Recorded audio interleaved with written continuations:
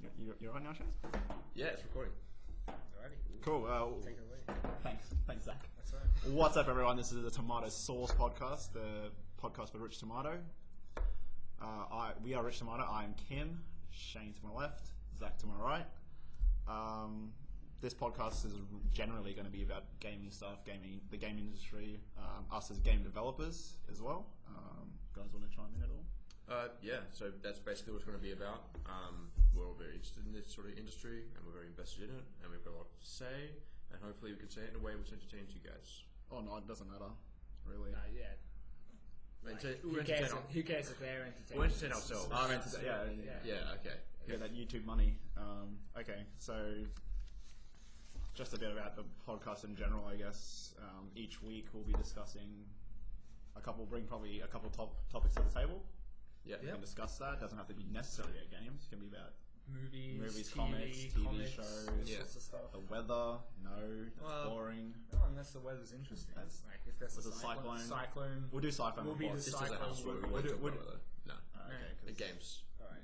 Okay, we'll talk about weather systems in games. We'll talk about the interesting weather particle Physics effects. systems. Yeah, sure. Soft body effects. Okay. Yeah. Yeah. You like that? Yeah, I like that. Alright, good.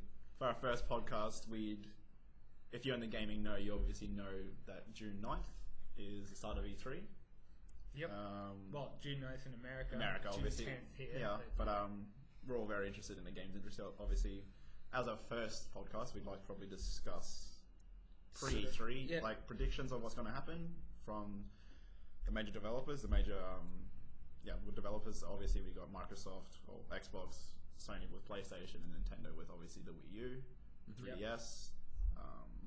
And then we'll talk about all the third-party games coming from Ubisoft, EA. conference, Ubisoft conference. Activision doesn't do a conference. No, they don't. But they'll be. Call of Duty They got like their Destiny, so yeah, they got Destiny. Call of Destiny's Duty. going to be like a big spectacle. But we'll get into that later. So we'll just start off, I guess. Yeah. Yeah, sure. We'll start with in the line of. This is probably the wrong way around. I think. But anyway, we'll start with Microsoft's conference is going to be first on the 9th, 10th for us. So what consoles do we all own, just to get that off? Oh, sure. I think. Well, I think Kim and I are, really. We're in next gen. Yeah. Next gen. Current gen. Current gen. PlayStation 4 fanboys. Well, not necessarily. No, not necessarily. I just think. But I sincerely enjoy Sony, and me and Sony were Like that, Kim? I think as well, if we're just going to have a brief blab about ourselves, I guess Sony's been essentially the main console in my life. I did own a 360 for a bit to play them Halos, play them Call of Duties with everyone else. Same. I think it's what most people use their Xbox for. The PlayStation 1. PS1. Was like. Was that your first console? No. To me, it actually was. Okay. The first console I ever owned was a PlayStation 1, and it was like, oh my god, because it was so amazing. Yeah. Before that, I only ever owned, obviously, one of the original clunky Game Boys, little chunky ones. OG Game Boy, nice. Yeah. Nice. Black and white. Black and white. That. Yeah, I have Good times. That was that was pretty. I was handheld first, and then my first major console was the PlayStation 1. Yeah. So I've been with PlayStation since then. Yeah. Final Fantasy, all that sort of stuff. Classic. Yeah. The classics, really. Alone in the Dark, all those classics. Parappa the Rapper. Yes. Yeah. Classic. Yes. Classic game. Parappa. Rugrats in Paris, the movie. It's a game. Ooh, jeez. I'll be honest, I never played. That's not. But I've that's watched not on here at videos all. of it. I can. Yeah, that's not even part of it. But sure. I guess. I think if you didn't start with I guess a PlayStation 1, it was either a SNES or a NES. Yeah. More or less. I had a 64. Or a 64. Yeah. Genesis. I think.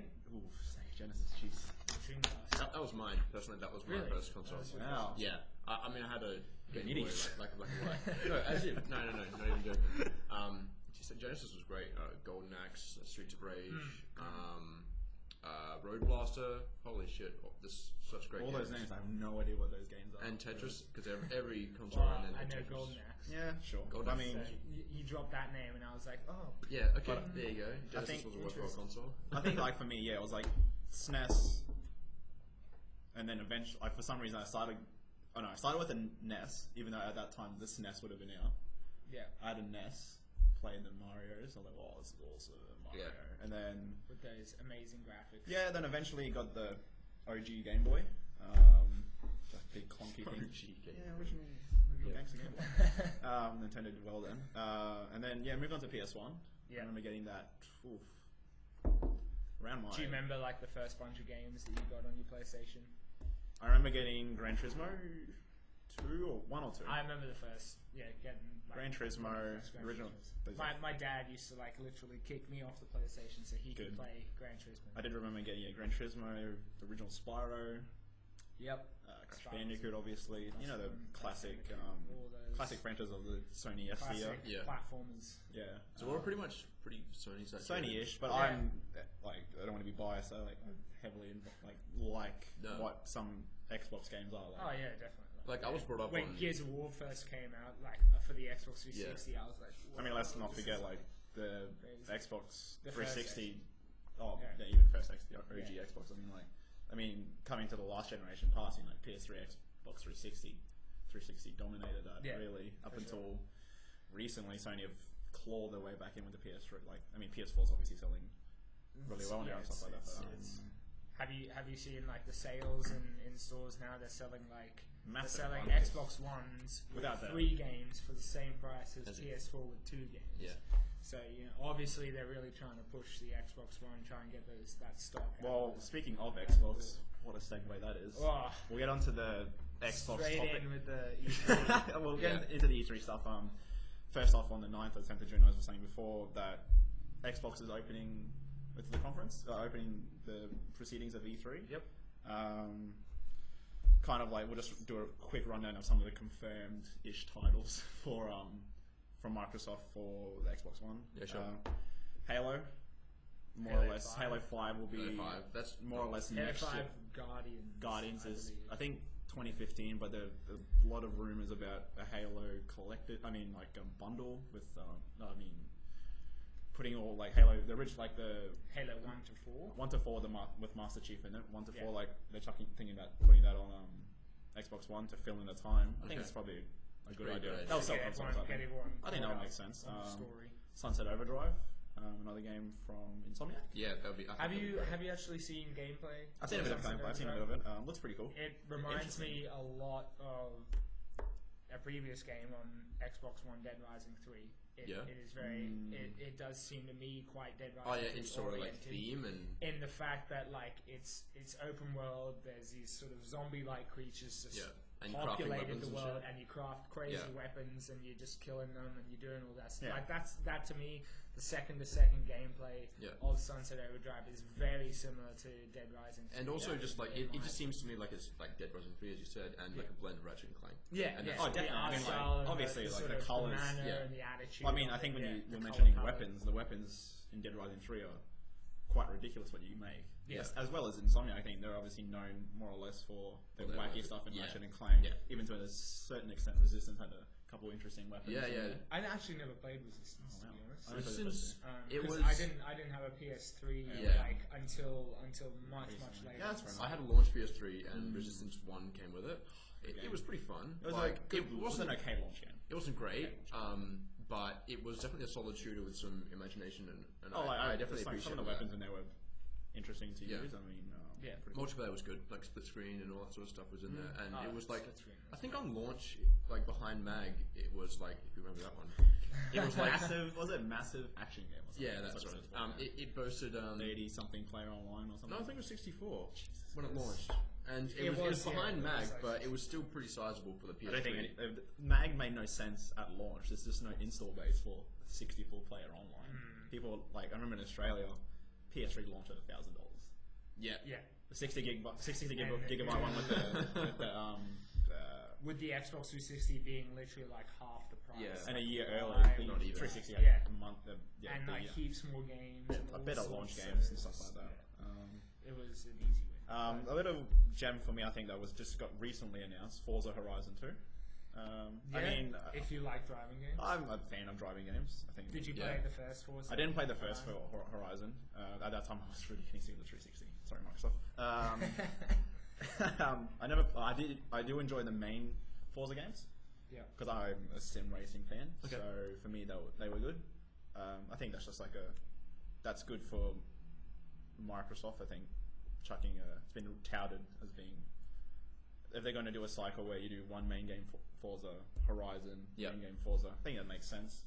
Well, what's the difference between Horizon and Forza? Well, Horizon is where main Forza is like very sim based, and everything's, you do championships, you do everything around events and stuff like that. Where the original Horizon was based around like a music event, so it's open world driving, and you drive to the races, and then you do the races, and you can drive around and stuff like that.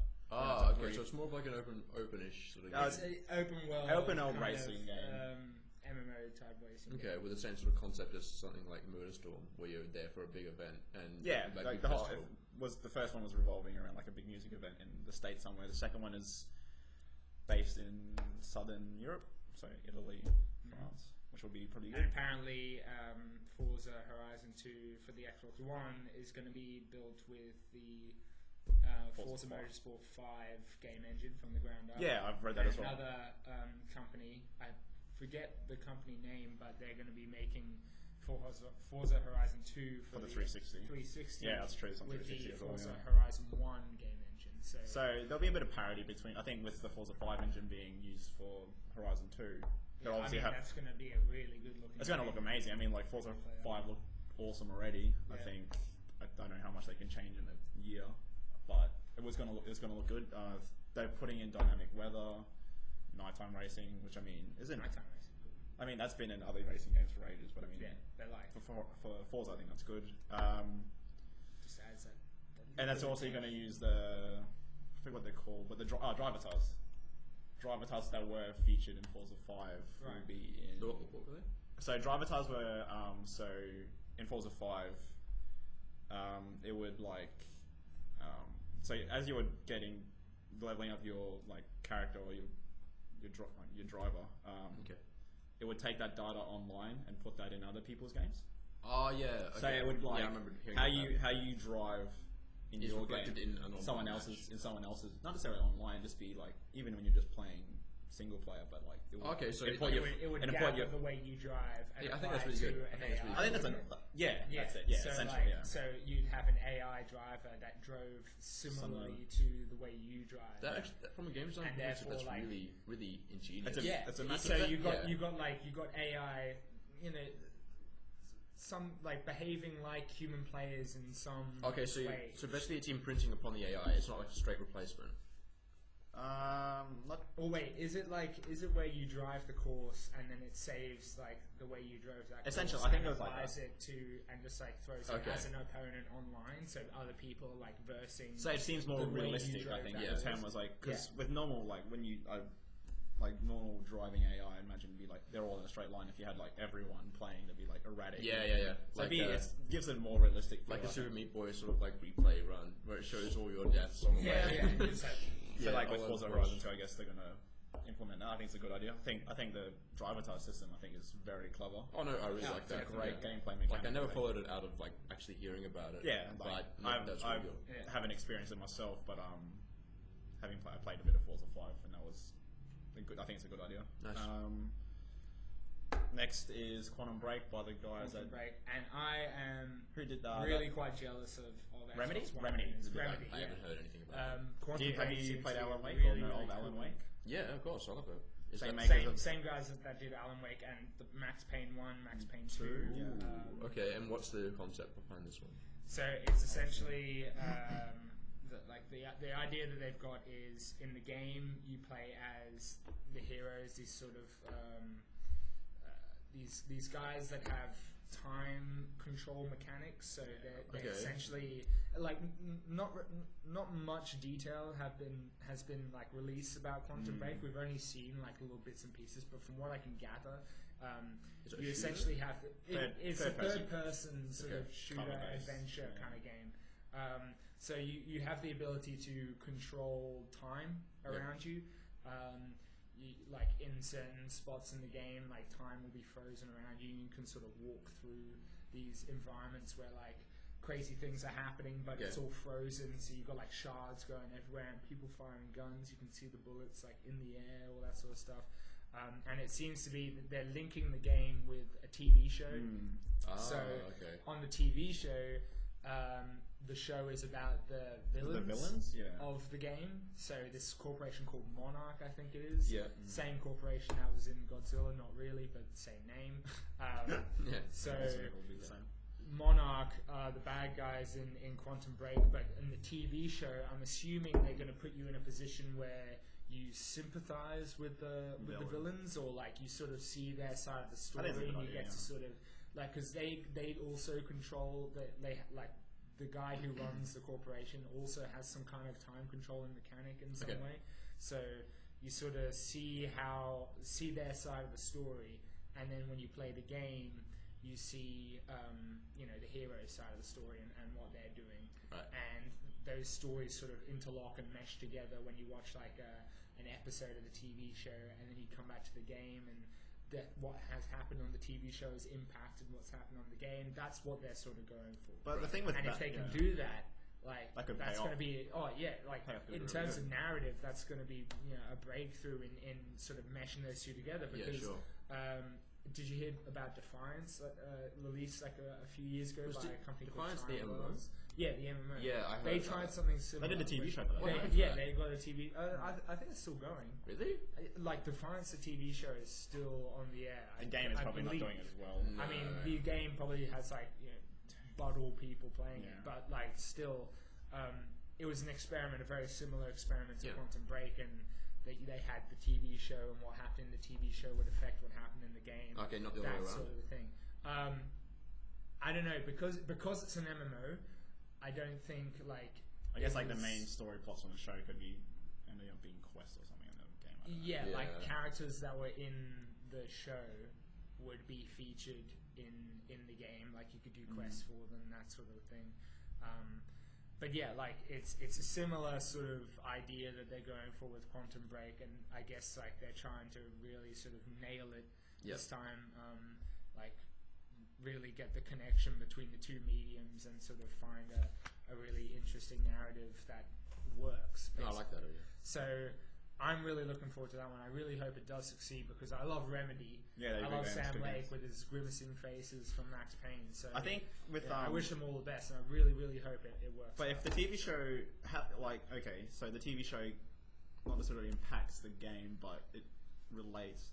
How does that work though? Like, obviously we don't know, but well, we're going to see first gameplay footage from Quantum Break at Gamescom this year. Yeah, it's a shame that's not at E3. Didn't Halo 4 have a similar sort of thing where like it released like a month? The Spartan Ops. The Spartan Ops sort of thing. But that was more or less all in game stuff. That was all in game. That was all in game. It might be delivered in the same sort of format. I mean, like what happens in the show might be released as sort of like a Spartan Ops-ish package. Like as in like episodes. But that makes the game. That makes the game episodic then. Yeah, maybe.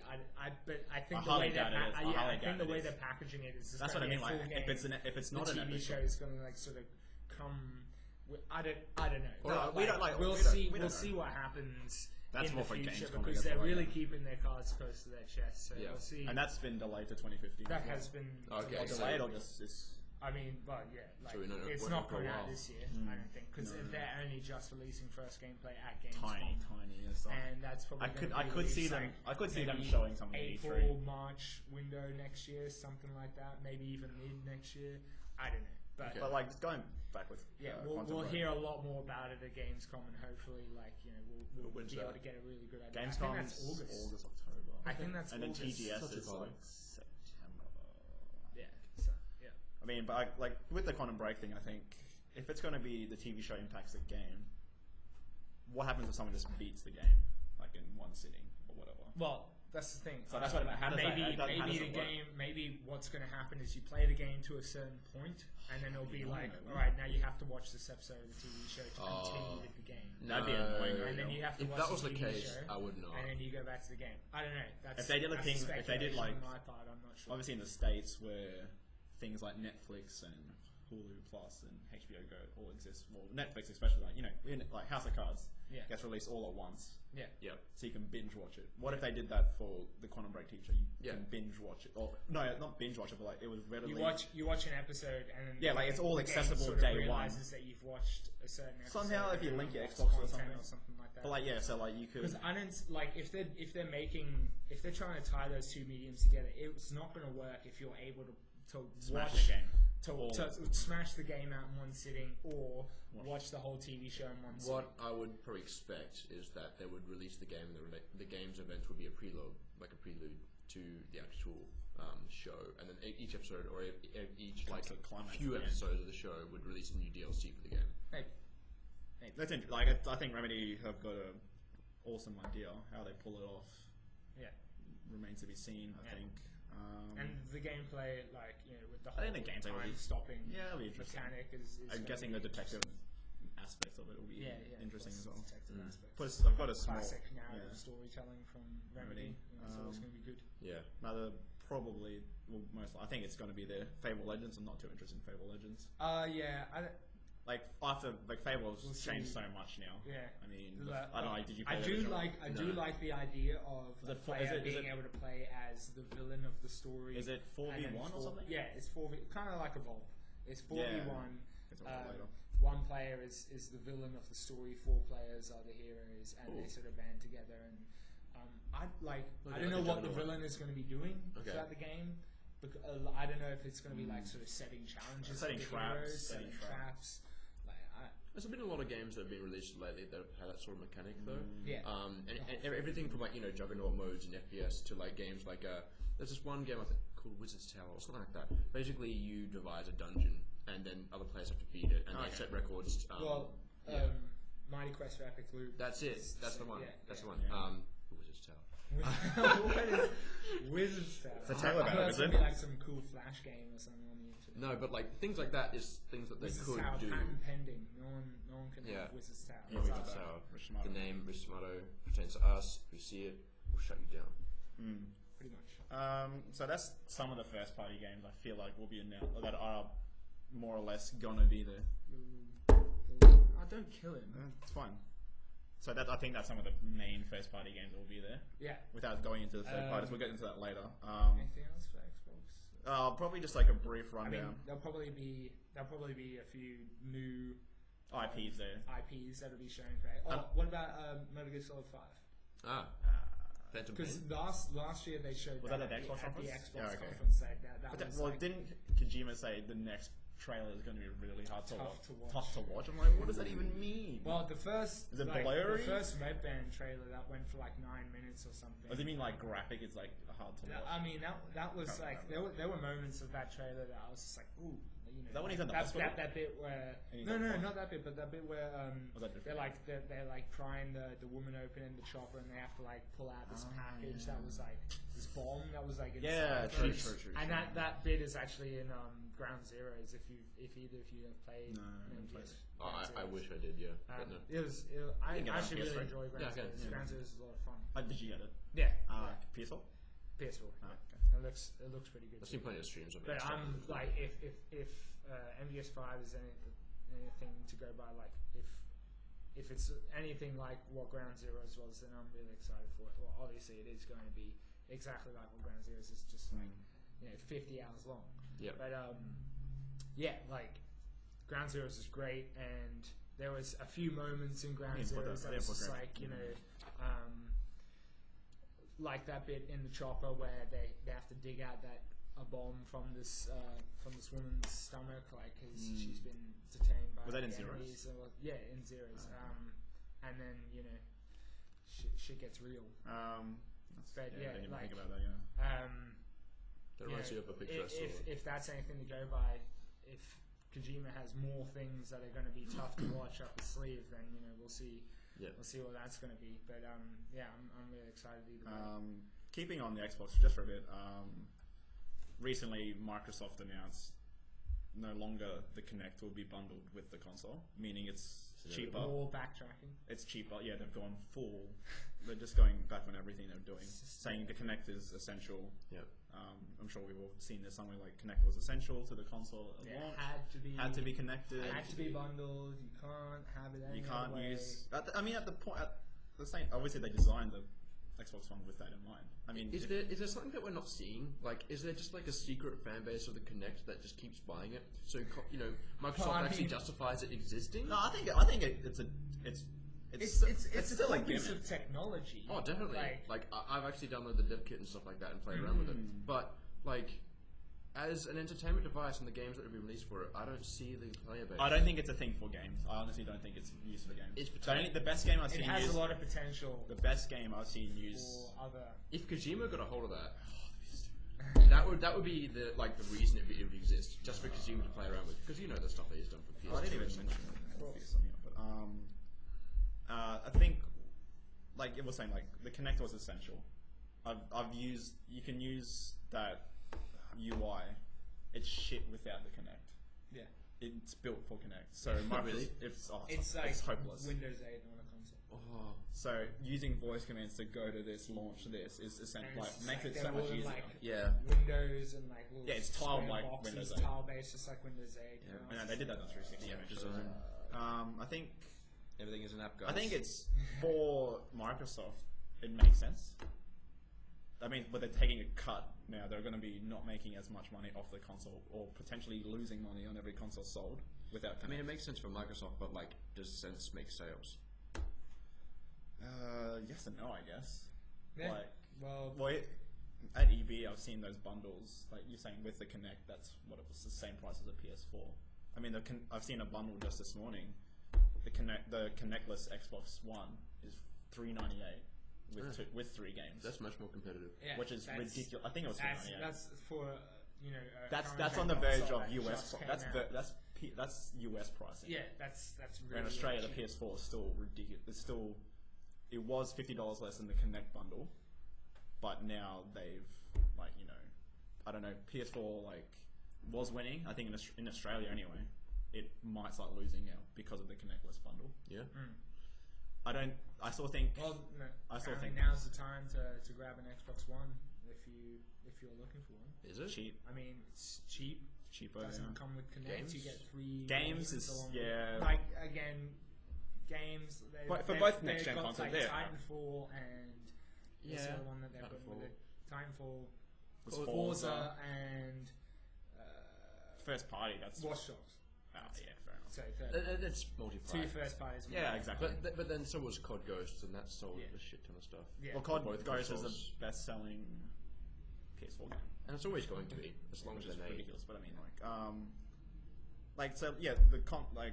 Microsoft and Sony are still both lacking massive first-party support. There's not enough awesome games out there. There's good games. I mean, there's your Watch Dogs, there's your FIFAs, there's games that will keep you entertained for a while. And with this generation, I just simply don't understand why there isn't. It was a sizable gap between PS3 and PS4, and next gens. I would have thought that during that time they would have made sure they had first-party support on launch. I see. I think at the same time, I think when we go back a generation, PS2 and and the original Xbox, this was like going to next gen at the time, PS3, 360. Yeah, such a massive leap, I think. Where if you made a game for the PS3, you couldn't make it for PS2. Was Halo a launch title for? That's the thing. It's like the gap between consoles is gradually getting smaller and smaller. Yeah. The PS3, see how many cross-gen games there are. There's so many of them. Yeah. The only difference having the next-gen hardware is they look slightly better.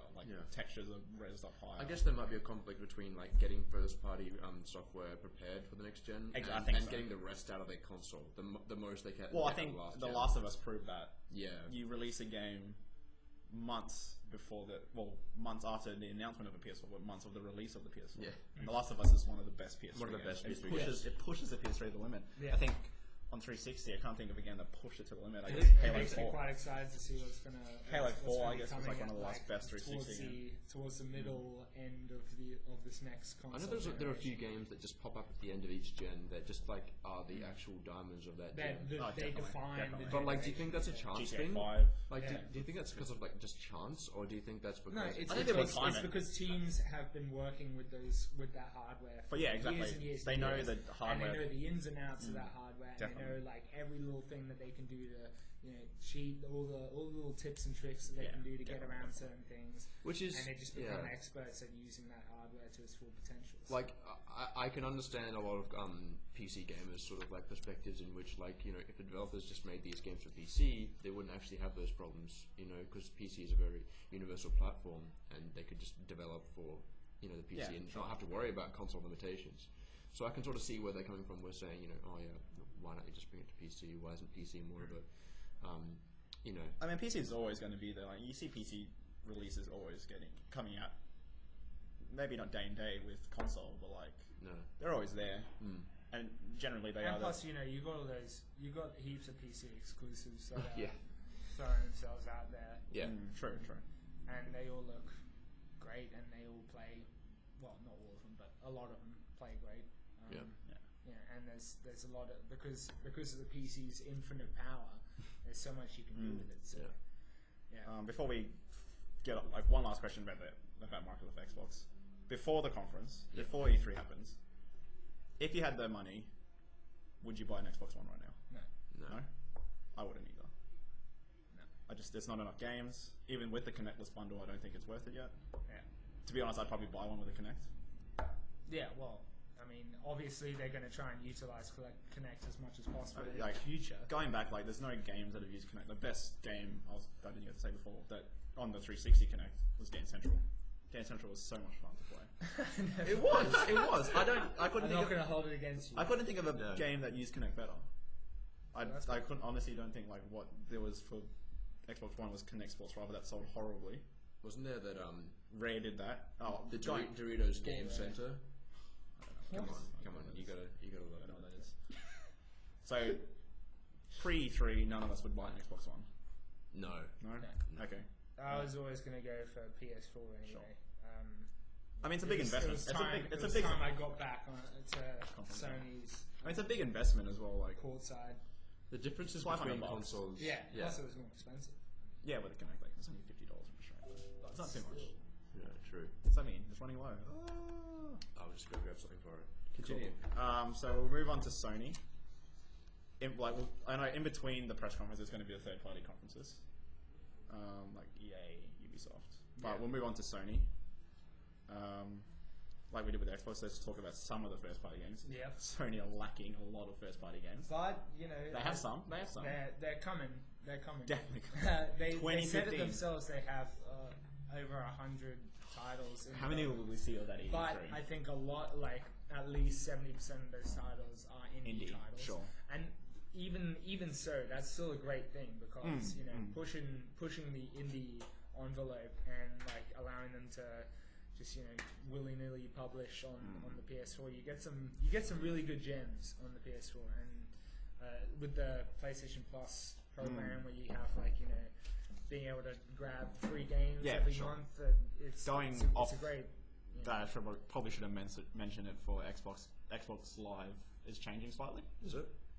In terms of now they're offering Xbox One games for free per month. Oh. So they've taken realistically a play out of Sony's playbook, really saying we need to give more to the people that pay Xbox Live to make it worth it. But yeah, so they're getting. I think the first two games were Max Curse of Brotherhood. I haven't played. I don't know what that is. No. Yeah. And Halo Spartan Assault, which doesn't rate. What's that? Well. That's like some RTS or like twin stick shooter Halo game, I think. Something like that. Never heard of it, but it's on PC. It's not rated. And that's the same deal with PS4. I mean, PlayStation Plus. Like they do release games that no one's really heard about, but they're still decent and they are free. But then sometimes every now and then they release a good one, good game. I mean, they might have aged a bit, but it's still fairly decent. We'll go back to the new topic, I guess. Sony. Some first-party games probably going to be shown at E3 at the Sony conference. Drive Club, another racing game made by the people that made MotorStorm. Yeah, I mean, haven't Drive Club sort of been in a bit of turmoil? It's been in a bit of turmoil. I think it was going to be a launch. It was going to be a launch PS4 game. Then it got pushed back to supposedly early this year, and it's been pushed back again, delayed. And I think they've announced a date. I can't remember off the top of my head, but I'm saying around holiday this year. We'll definitely be hearing something. I think definitely I definitely think we'll be seeing it this year. Retail. Yeah. The Order 1886. Yeah, The Order is made by Ready at Dawn. Really looking forward to. Ready at Dawn did the PSP. It's probably one of the games that made looks me cool anyway, want to get a PS4. It looked awesome in the reveal trailer, but as always, it didn't follow up, and that's apparently that was all in engine. Yeah, rendered that reveal trailer. And having a look at some of the gameplay that has been released since then, it has pretty much matched what that reveal trailer has put out, or in some cases improved upon. You can see a few comparisons on the internet where the rendering of some of the characters' faces just look a bit smoother and just slightly more detailed in the newer gameplay trailers that have been released. So they're obviously working really hard on it and trying to, like, even with the delay that's happened, because it's coming out next year now instead of end of this year, they're obviously making that really utilizing the time that they've got now. Yeah, I think the delay, it's the experience that they want to deliver. I think delays sometimes aren't always good, but in this case, there was some footage that I saw of the Order, and it didn't look like it was running completely smooth. Well, was that the Twitch stream? I don't know. No, I don't think it was a Twitch stream. I think there was footage of before that earlier, maybe a month ago. It wasn't the Twitch stream. That was the Twitch stuff was the most recent. I think it was that sort as well. Like this game. Was it like one where he was like on the rooftops and I think so. Potentially. And, like picked up a gun and was like potentially at it in a crate and all that but I think so. Right. There was lots of talk about it still not running smoothly, and I think if it was to come out in, let's say, holiday 2014, I think it might not have been the best game. Yeah, I think like, well, let's look at Watch Dogs. Obviously they would have had to be rushing it out. Exactly. I think with the extra 3 or 4 months they might have now, the game is going to be polished. It's going to run much better. Yeah, it's going to be optimized better. Exactly. So delays delays. When you talk about delays and pushbacks and stuff like that, like there's definitely a consumer way to look at it. Like, oh no, I'm not getting the game like straight away. I think it's when they like. I want it now. But then, with our sort of perspective on it, like, can you feel for the developers at this stage? So much pressure. Oh, of course. Like, I think this is Ready at Dawn's first console game. Yeah. I don't think they've made a console game. They made PSP games. PSP games. They made God of War PSP games. They did the not Clank, Daxter game. I think they did. Okay. For PSP. So I think this is their proving ground, I guess. Yeah, but they've worked on this for ages. This game. Yeah. Okay. They've been working before the announcement of the PS4. They've been working on this. Like, I think even before the PS4 was announced. Like before last year, the game they've been working on it. Just like with Killzone Shadowfall, that was being worked on before PS4 was announced. But I think this is all of Ready at Dawn. I don't know how big their studio is, but I think all Ready at Dawn's probably been working on this for ages. When you get at the end of the development, like we were told, and we were sort of see for ourselves, there's only a few ways you can really meet that deadline, and that's spending more money on cutting stuff out of the game, spending more on contracting to get that stuff done, or asking for a deadline. And after deadline, like extension. I think at the same time, I don't think the Order was given a proper release date. No, it was just sort of heralded for like. It was announced holiday of this year. Yeah. Was it? But not Sony. No one. They didn't. I don't think there was like a specific date. Exactly. So I think it's like we'll get to the next game soon, like Uncharted. But I mean, like the Order not having a proper date doesn't make it sound like, oh, I was expecting it this year. I know it's coming. Yeah. Yeah. So at least I know that it's. It was a general feeling that it would be released, subsequently from the PS4 launching, because it was such a big game. From when first time it was announced, it was like fairly big in its scope and what it showed and stuff like that. So people were expecting it to be a launch title. Well, I mean, like talking about launch titles, I mean, and delays and stuff. Watch Dogs, 2012 E3, 2012. Was it? So, it was before even the next gen consoles were announced. It was, wasn't it? Yeah. They touted and that vertical slice. The massively awesomely vertical slice game. I mean, like, going crazy. I think most of us, I don't know, I freaked the fuck out when I saw that. Oh yeah, they looked amazing. I was interested, at that time, and I was like, I think, and then there was lots of talk about 2013 didn't come out. It was supposed to come out launch for the consoles. It didn't. Came out just a couple of weeks ago or a week ago. I think somewhere in there, if it had come out launch, it might have been a worse game. Oh, for sure. I think. Yeah. I think so. The delays done them well. I mean, like Watch Dogs has sold 4 million copies. Yeah, it's the fastest selling new IP. Like, Ubisoft's best selling game. Yeah, or new fastest selling yeah. game or whatever. Yeah, so it'll be a new one in a year. It's definitely it's going to be annualized. It's going to be annualized. I can see that coming. Yeah. That makes sense. I haven't finished it yet, but I mean, if it prints money, is it? Does it even have the? I think like the ability to be I think annualized. I think you don't have to follow Aiden's story. You could just make a new story, and just call it. It could be Assassin's Creed. That'd be a shame. Annualization could be for another topic. It'd be a shame, but that's how the industry is moving. So that's another topic for another day. Uncharted.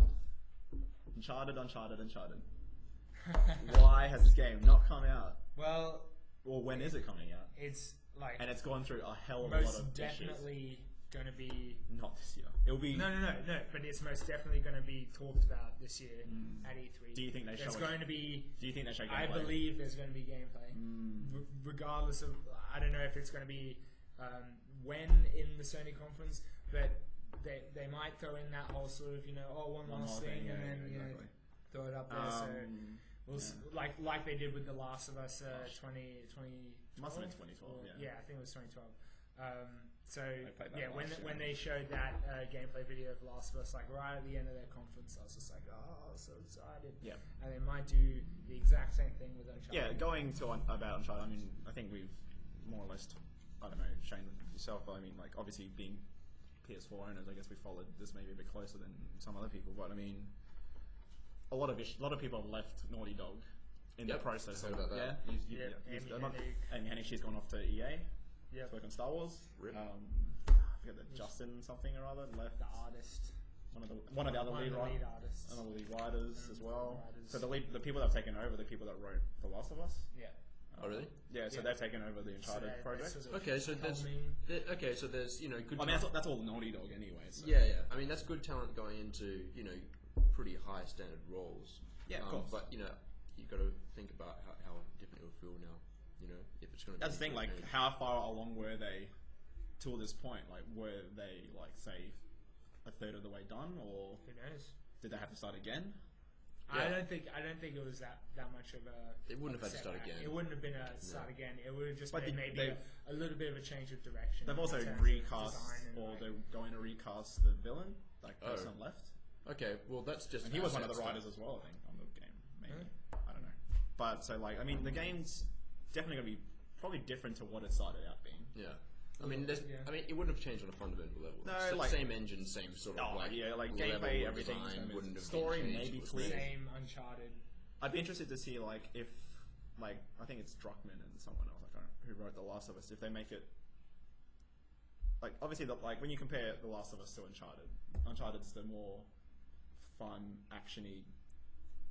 Michael Bay. Yeah, Michael Bay. Yeah, all that, but The Last of Us was this deep, dark story. I can see where you're coming from, but do you think it potentially could take a turn where the story is more darker? I think writers of that caliber would be able to write anything. Yeah, they're trained to do so. I mean, I think they've worked on the previous Uncharted as well, so it's not like they're fine. They know the characters, they know the stories, so they obviously know what kind of story they want to tell, so they're going to be. Naughty Dog's always been a company which has hired some of the best in the industry, and I don't think that's going to change. The effect of this new Uncharted title. I mean, I don't think much would really be changed. No, it's just a bit a prediction. I think most when it comes out next year, holiday next year at the earliest. You reckon? It could be a 2016 game, which would Uncharted. I don't know. Depending how far these guys have come with the project. When was the last one released? 2012? No, 2011. Was that Uncharted 3? Yeah, Uncharted 3 was 2011. Okay. I mean, there's been a Vita game, but main series Naughty Dog game 2011, and then 2013 was The Last of Us. It was. Yeah, so they only got one last year. It's a pretty good turnaround rate for good games. I think Naughty Dog's big enough. They've been able to split half the studios, and then one team starts it, and then when just say Uncharted's finished, they all move over to The Last of Us. That's same as Insomniac right now. And then another team starts designing pre-production for their next game, and blah blah blah. It's just moving top pieces around. I think. Yeah. I mean, that's what Insomniac has been doing as well. I think fairly early on in this decade, they split the company into one in California and one in North Dakota or something like that, and they've been pumping out games between the two. I think they passed Resistance to one while they I know one team took Resistance and the other team took Into the Nexus or All for did One all the and all that sort of Ratchet stuff. Games, Yeah, no, actually, I think All for One was being worked on the same time as. All for One's not a very good game, though, is it?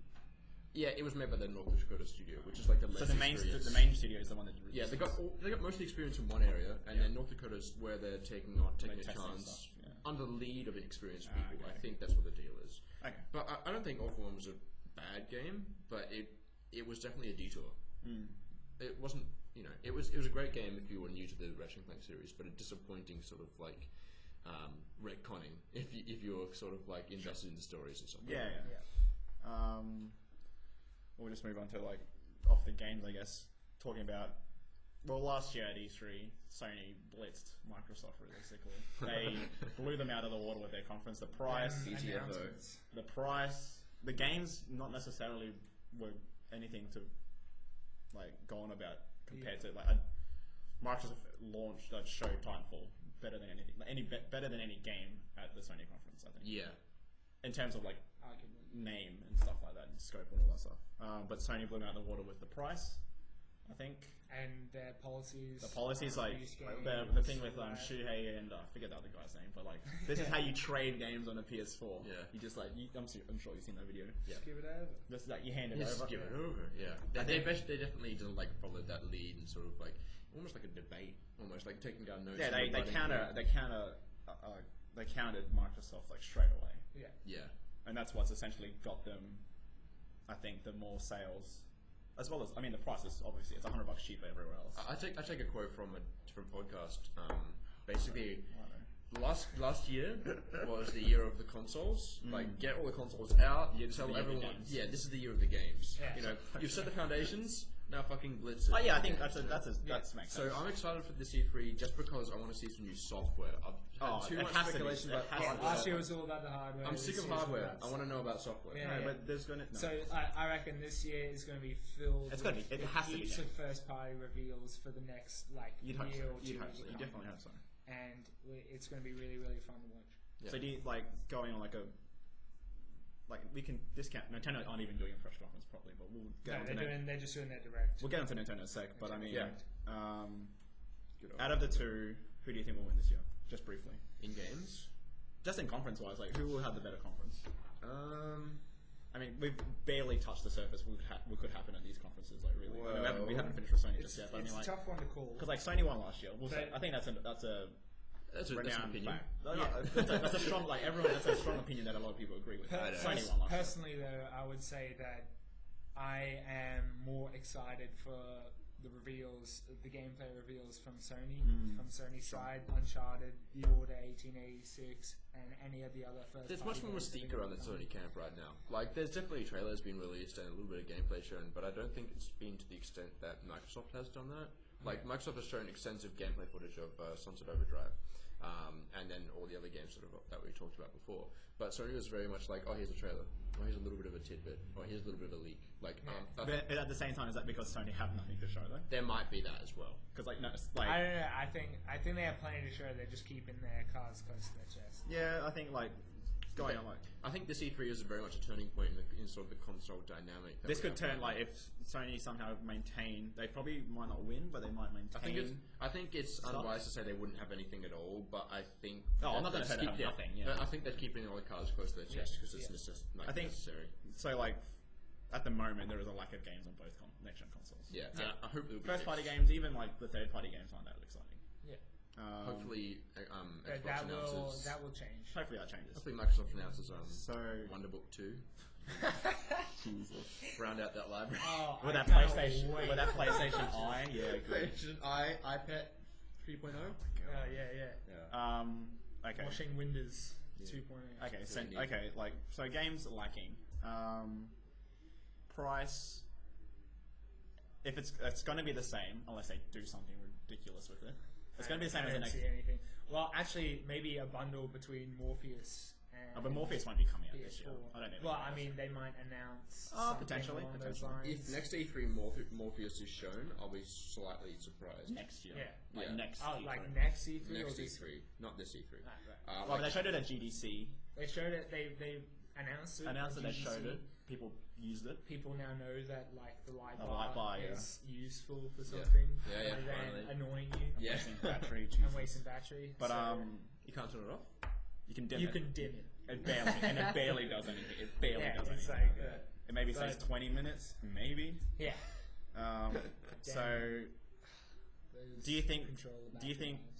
I'll bring in one of Sony. I mean, Sony have got a handheld, the Vita. Yep. I'll bring that into the conversation. Do you think Microsoft are ever going to come out with that? No, I don't think Microsoft need to. I think they're pretty consolidated. I don't think they need to. No. I What's mean, the they have point? a PC business and a console business. That's all they really need. Yeah, I guess. I don't think. Yeah, they need to. But like, bring the Vita, like bundles and stuff. Could we see a bundle? Vita PS4. I wish. If I had enough money and that came as a bundle, I'd buy it. If it was like, okay, the Connect bundle is how much are you in Australia? $5.98, $5.99. Yeah, $5. If the PS4 And ridiculously, even like if that raised the price $50, but you got a PS Vita. If I had that option when I bought a PS4, How much PS Vita's now? 200. there's a slim version. I think that's $200. $200 I think by itself. Yeah. Okay. It's got like a lower res, not They'd lower have res screen, to- like less. I think they definitely should capitalize on that whole streaming games. I mean, yeah. From the PS4 yeah, sure, onto of your course. PS Vita, Yeah. and in order to do that, Transferring and everything like that. is That's the great. Perfect idea. Like, there's so much connectivity between PS Vita and PS3 and PS4 now that I think they'd be stupid not to have a bundling option. Yeah. You know, if it's something that intertwined and that's sort of exclusive features and stuff like that. If they Bundle work it. that well together. Yeah, market it to hell and bundle it. If they're going to bundle it, Sony's going to take a loss.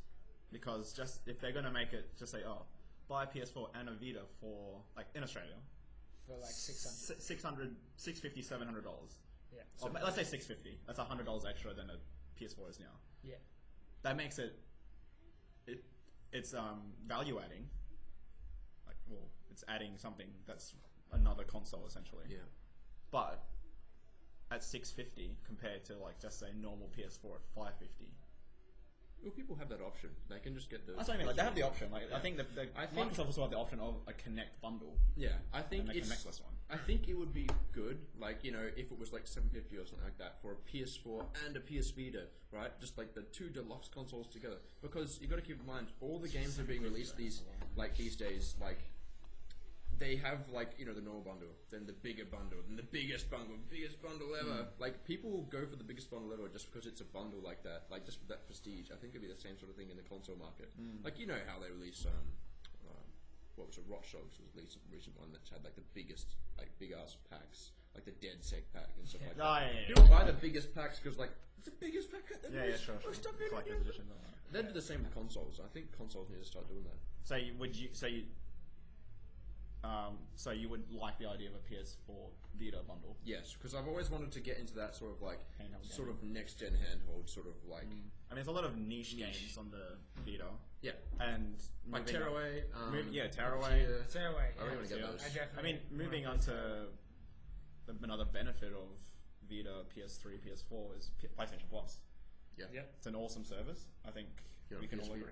It goes across the PS Vita too. Yeah, yes, I mean, like, all three of Sony's consoles, or products, Supported in PS. supports PlayStation Plus. I Right. mean, like, with a PlayStation Plus subscription, $70 a year, I think. Which I is mean, pretty, if I took pretty that, fair price. if I took that one-time purchase dive, it would be great. But just because it would have just so much value behind it. Well, like, with PlayStation Plus, you get, now from this month, you get 2 games for PS4, PS3, and Vita. Yeah. That's great.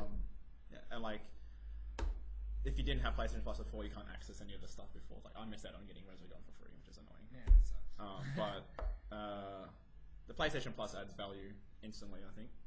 If you're getting 2 free games, you can, like, I remember seeing or reading this quote, like, you can have a PS Vita and not physically own any games Yeah, true. because of the backlog you could get with PlayStation Plus. Yeah.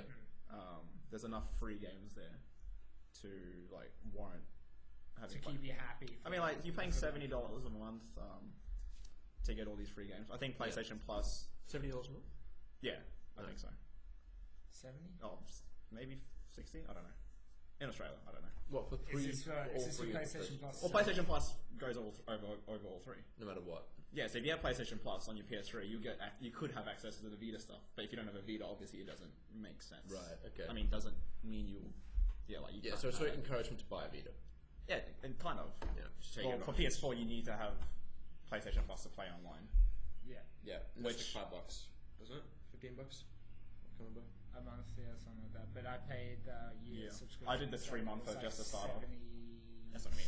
Something like for a year. It's PlayStation Plus is. I thought you were talking like a month, $70 a month. No. You did $70 a month. Did I? Oh, my mistake. What?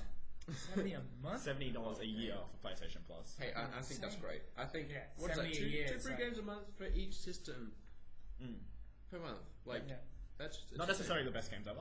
But still games. Over 12 months, still free experiences. 12 times 6, whatever that is. That's in amount of games. 72. Yeah, that'd be good maths. Went to Quantum. Hey, there you go. Go to that. Shout out. Drop that bombshell. Quantum College. Okay, so PlayStation Plus is good compared to I think last gen Sony was nowhere with online until they announced PlayStation Plus. Yeah. Now it's an even playing field, I think, for their subscription service. PlayStation Plus is probably slightly ahead because they've had longer to give away free games, and at this type of model, giving away free games. But Microsoft is slowly catching up. Oh, I mean, Microsoft probably still have the more people. I mean, Xbox 360 had everyone playing Halo, Call of Duty, all that stuff. Xbox Live has the subscribers. Yeah. I think.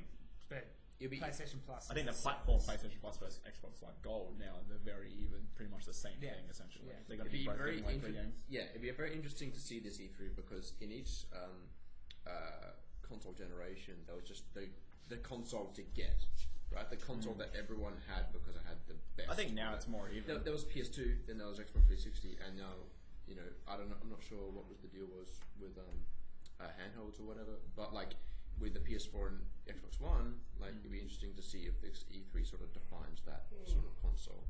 Okay, so like I asked with the Xbox, me and Zachary have PS4, but at the moment, pre-E3, would you buy a PS4 if you had the money? Pre-E3. Pre-E3. Right. Just imagine they did announce a PS4. Basically, right now. Right now. Would you buy a PS4? Talking about some of the games that aren't out, the lack of third party or any games really.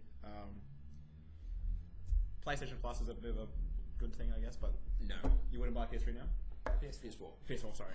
No, I don't buy PS3 now. But, PS3 now. I didn't now. Speaking of now, PlayStation now. Honestly, I haven't really looked into it that much. I know a few people got into the beta lately. Yeah, so PlayStation now is we know what it is, right? It's just where you can rent games from PlayStation. Yeah. Pay whatever I don't know what the pricing is, but rent games and you can play any game on any console or any device. So you can play when they launched PlayStation Now back at TGS. It was either GDC or CES, maybe even CES. I got a feeling it might be that. Yeah, it's pretty early in the year, I remember. Maybe. But like they showed streaming on the Vita. Yep. I think it was The Last of Us, God of War Ascension, something else I can't remember. So essentially, PlayStation Now is you rent games and you can play any game on your PS4. Like you can play PS3 games on your PS4. Yeah. How far back does it go? I think it goes quite far back into. I mean, the PS1 games exist already. PS1. I think it's more about the PS2 classics. Okay, that's good. If that was the case, like that would definitely solve. Shadow of the Colossus. Yeah. Oh, dude. Oh, Last Didn't even talk about The Last Guardian. You don't want to talk about it? Like, if we talk about it, we push back another 2 years. Jesus. That's the rule. We'll be jinxing it. Yeah. But so here's a question though. Do you reckon Oculus Rift is going to be a major player at E3 this year? You reckon there's going to be a lot It got bought out and died, didn't it? It just got bought out and everything about it just like quieted down. I don't think it's died. It's not died. It's no, if anything, it's on the rise. It's just like being bought by Facebook.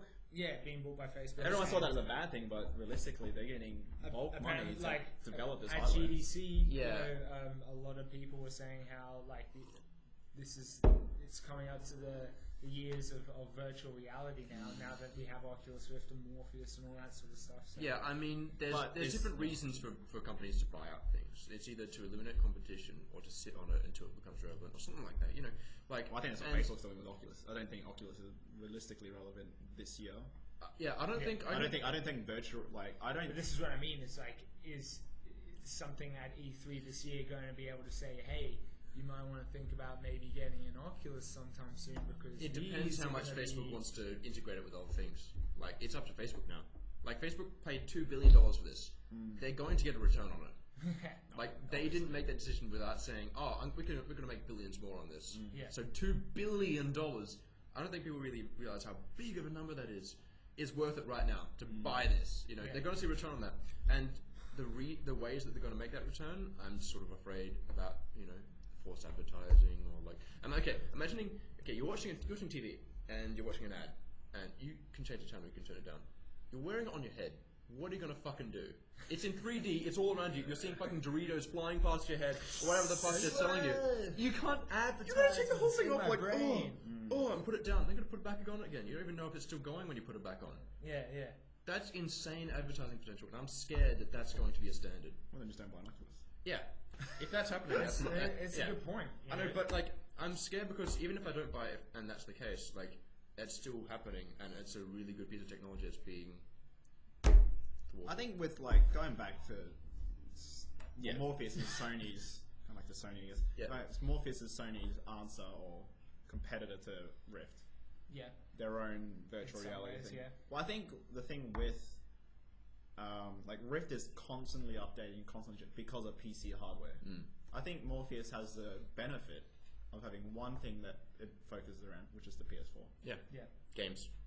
Yeah, they can just focus on games, where Rift and Oculus is still having to figure out tech. Yeah, Oculus. We obviously none of us have used. I don't think either. I've used Oculus. I haven't used Morpheus. No one's used Morpheus. Yeah, well, I mean, a few people have. Select few. Yeah. Obviously not like general public. Yeah. But from what we've heard from people who have been able to get their hands on it, is you know, it's pretty comparable to Oculus Rift in most ways. So. Yeah, it looks nicer, I think.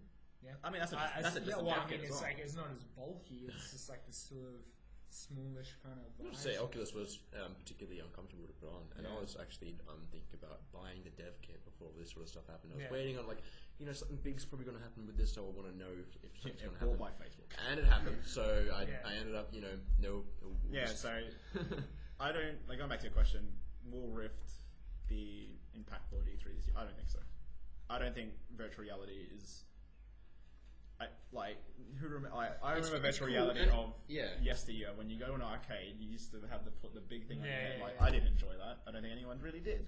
VR is definitely making a comeback. It's been talked about more this year and last year than it has ever. Yeah. But I don't think it's quite there to a point where everyone would buy it if it was sold right now. Yeah, obviously. So what do you think Rift will make a next E3 is a different story.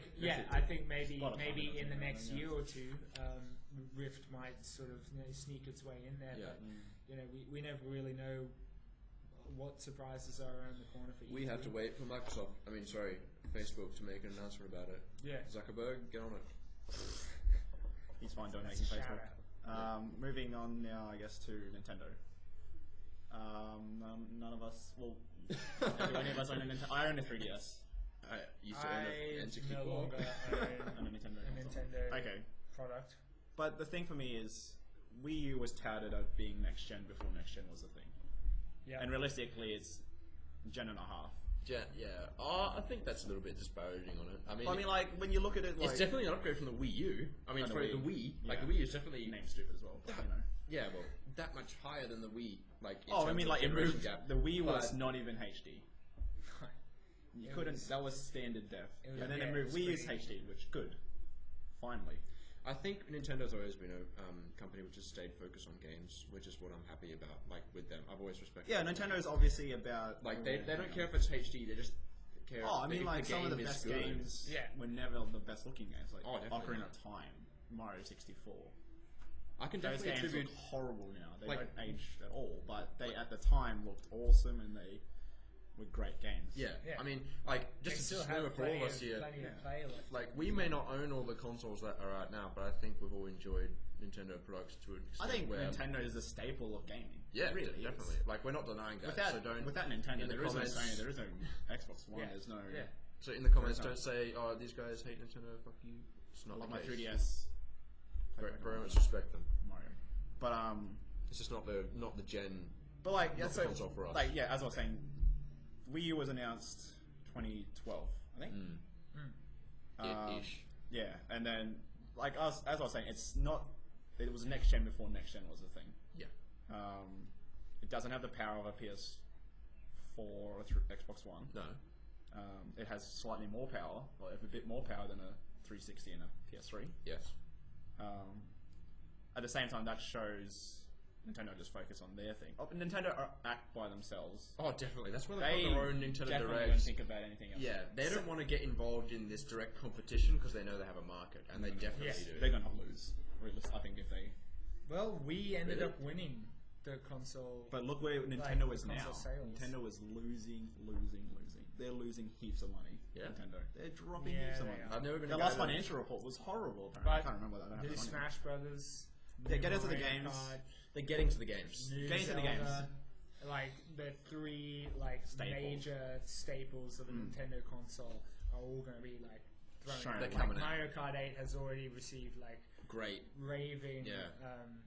I mean, to be honest, if I had money for a Wii U, I'd probably buy it to play Mario Kart Smash when that comes out. Yeah, Wind Waker HD looked amazing. Like with that question that you were asking me about both the other consoles, like would you buy a PS4, would you buy an Xbox One before E3 right now?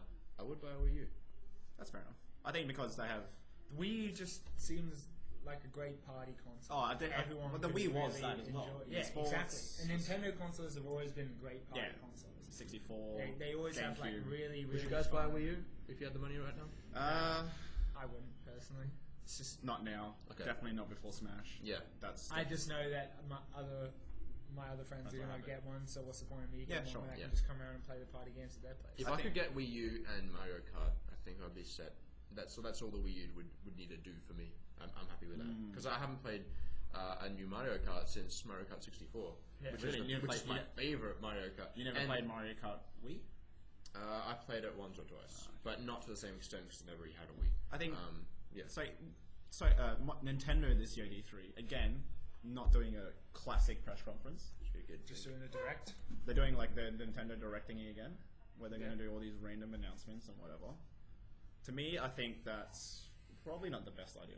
I think it's okay. I think it's a fine idea. I think so? Like they don't waste money on like ridiculous spectacle and all this and the other. They just know that what their fans want, what people want to listen to is, you know, what are we doing, what's coming out, here it all is.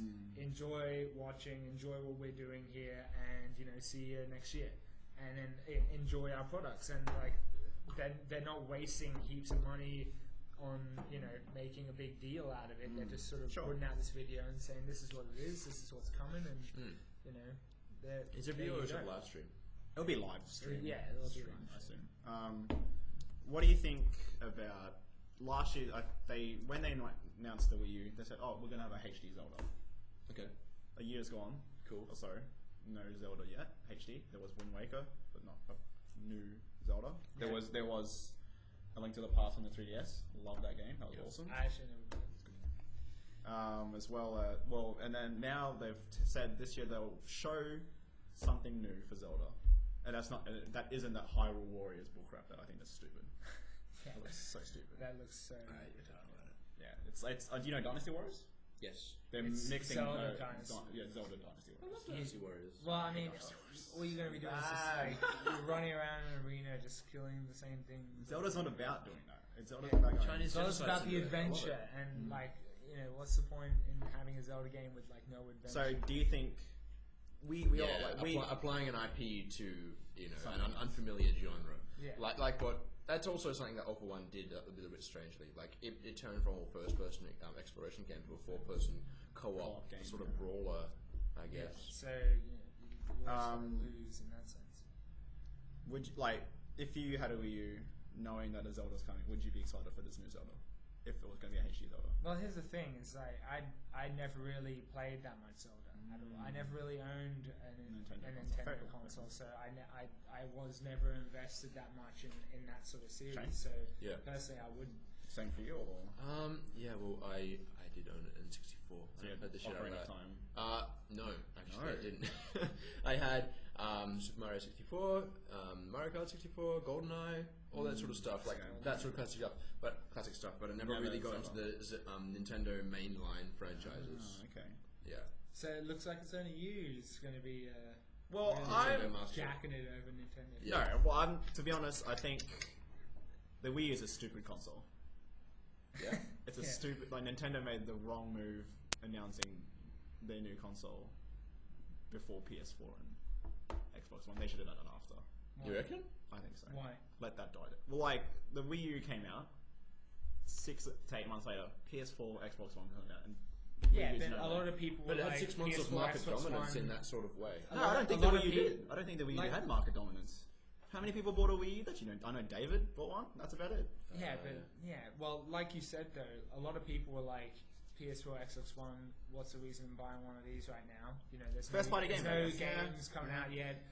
It's really pricey. Yeah. I may as well just get a Wii U. Going back to the point, the Wii U. Just keep playing my Xbox 360. That's another thing I think Nintendo did was not make it worthwhile jumping to a Wii U because at the time PS3 360 so had awesome games coming out. Yeah. There was Bioshock Infinite. There was Last of Us basically the same as Wii U games. Yeah, I mean, like in Wii U, Nintendo do one thing well. They have good first parties. They have awesome first parties behind them. Mario, you got to Zelda, think about Donkey Kong, Smash. They got Smash. They've got Pokemon. They've got all these awesome first parties, but it takes too long for them to come out. Like there hasn't been a new Zelda since. Like I'm not going to count Link to the Past as a new Zelda because that's based off an old game. Is it? Yeah, that's based off an old Game Boy. That was. Well, I can see your point about releasing it early being a bad move for Nintendo, but you got to also think about Nintendo in Japan. You know, like in Japan, Xbox is not a thing. Sony is definitely a thing. Sony is definitely a thing. So it depends on whether they thought it was worth it in Japan as well.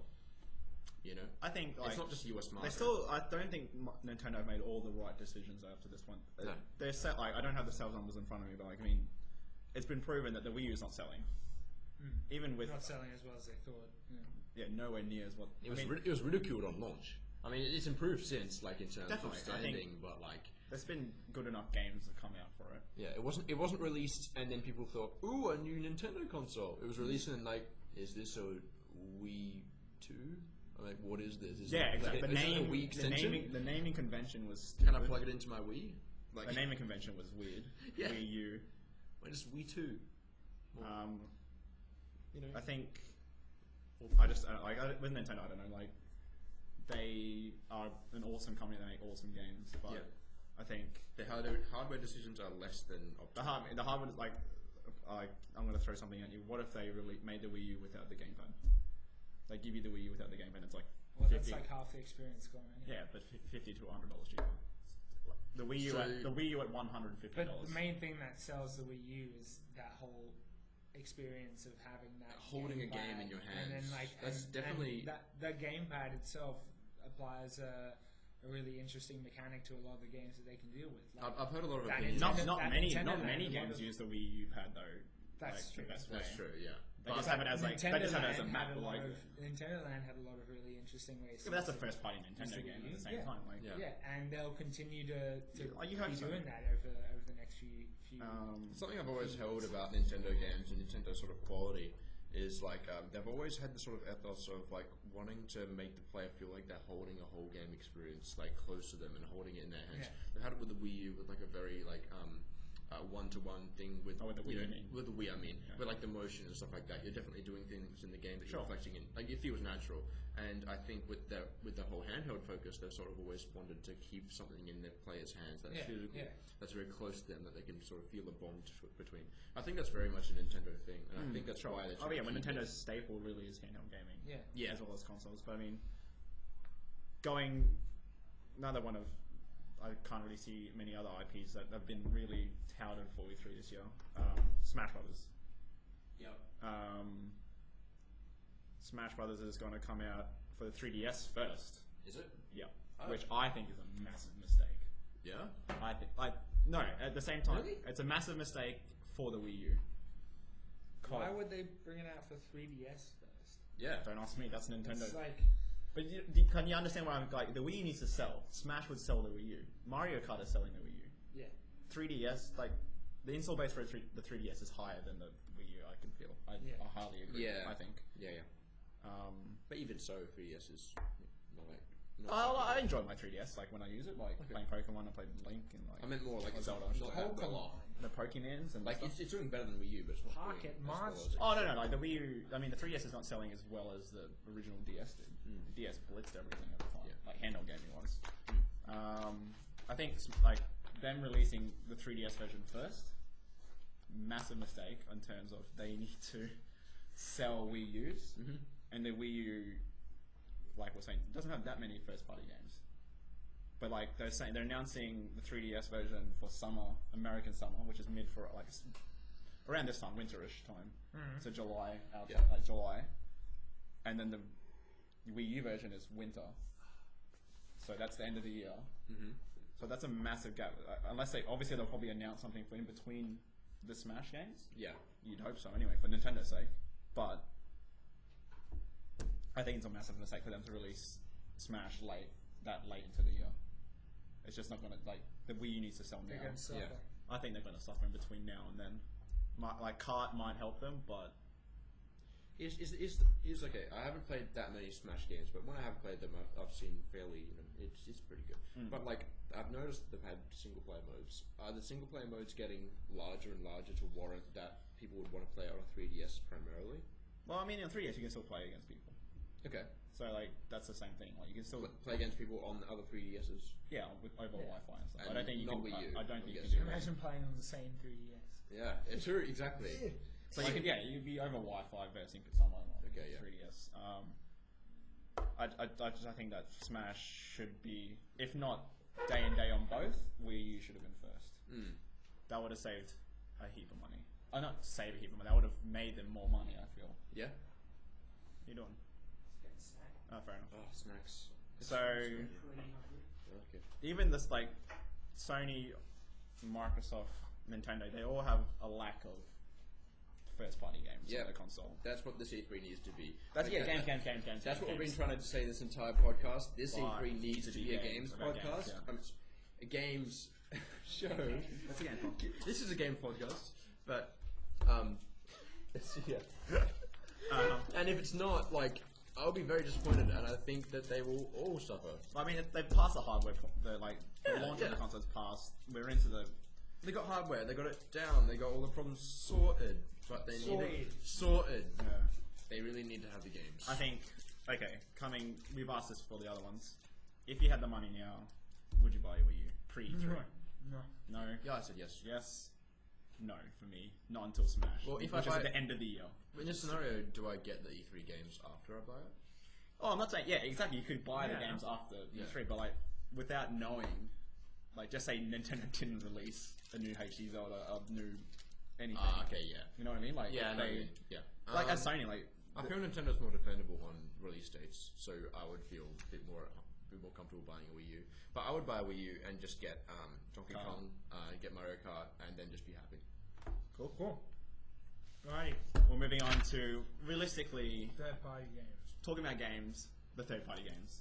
Yeah. Probably the best things about E3, if not the most important things. I mean, the consoles breathe. Well, two of the consoles. Oh, right. Okay. Two of the consoles live off third-party. Okay, so you mean like the most important thing about E3 is the games? I agree with you. Not like this Ubisoft. Yeah. I mean, I don't think the most important thing in E3 is Ubisoft, Activision, and EA. No. But like the two the two major companies, Sony and Microsoft, they need third-party games. Yep.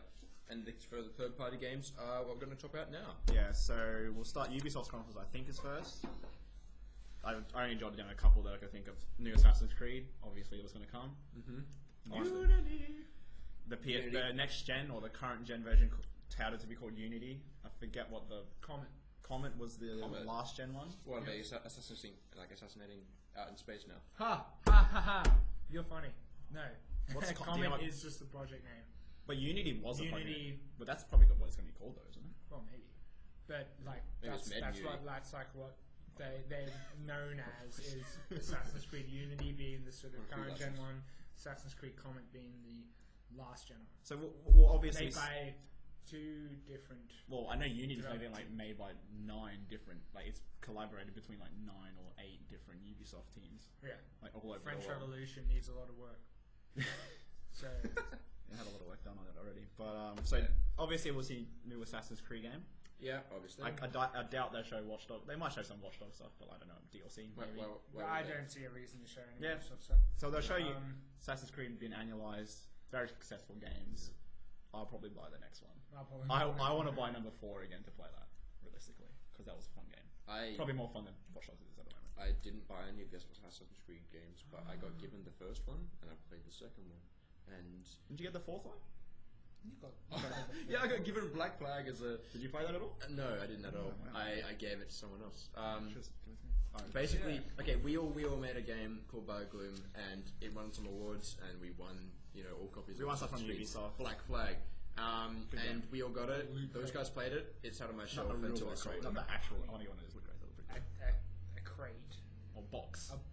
It was a cover box. It was a cover box with a cover box piece of paper that said Ubisoft sticker slapped on it. Yeah, probably wouldn't have been bunch of stuff in there. So yeah, new Assassin's Creed games this year. Obvious thing. Probably sell well. Most likely. Probably be okay games. Good to okay to good games. Play like any other Assassin's Creed. If it plays like any other Assassin's Creed, why would you buy it? It'll be interesting if they. Well, in terms of like their core mechanics, like for me, Assassin's Creed's always been their interesting take on story, like how they manipulate history around like their games. Yeah. And they're always a cool thing about killing people from rooftops and stabbing them. Okay, so good for psychopaths. Yep, sure. Good. The Division. Division delayed to 2015. Delayed, but delays a good thing. Working on it, making sure it's up to scratch. Yeah, because it'd be a real shame if they released it in the same. Like we said before, with Watch Dogs. You get that initial hype idea and then it dies. of what Watch Dogs is going to be at E3 2012 with the gameplay. Well, realistically, and then the same thing with the Division. The Division looked amazing. It looked looks amazing still. It's probably what we saw was probably heavily scripted, but like they all are. But still, from the showcase of what the engine is capable of, because what are they calling that was all in game Snowdrop. Yeah, Snowdrop. And a bunch of the other in-engine trailers that they've released so far. It's still shaping up to look exactly the way it did at E3 last year. So So Division, excited for? Yeah, it was probably my top pick for E3 last year. Well, going on Ubisoft, realistically, they've not. I don't think last year everything was about the console, but 2012 when Watch Dogs was the last thing shown, Ubisoft blew everyone out of the water. Conference-wise, they blew the Sony and Microsoft out of the water. In terms of games? Just in terms of conference. I think Ubisoft had good games at their conference 2012. 2013 was okay. Okay. Division, again, was a surprise. No one expected a new Tom Clancy game in this vein. There could have been a new Rainbow Six. The new Tom Clancy game that's MMO. Yeah, so the Division, I think I'm tentative about. I'm not a massive MMO player, but I do like Tom Clancy games, so it could be. How much did they talk about the MMO aspects? It's essentially you'll all be within a city that is it's connected. On the cusp of anarchy, and that's an idea, not a mechanic. But go on. Yeah. Well, shut up. I'm getting there. Okay, so.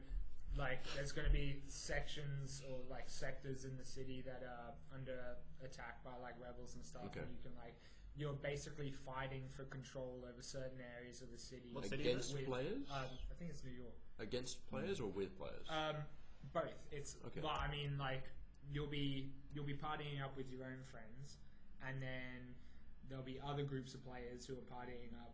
And you'll meet them on the street, contesting for territory. But there's also going to be AI as well, which give you that single player aspect. Is that all in the same city persistently, or is it sort of drop in and drop out? Sort of maybe Dark Souls where they invade your world, etc. But the game. I believe it's persistently because I believe that's the idea that they're going for because when it was at the end of that trailer when it sort of started zooming out, you could see a whole bunch of hotspots you where could, conflict was happening. That's a trailer. Between I know, but but the trailer still displays like what they want to achieve with the game, and going off like what the end of that trailer said, with all the different hotspots of conflicts happening between player groups.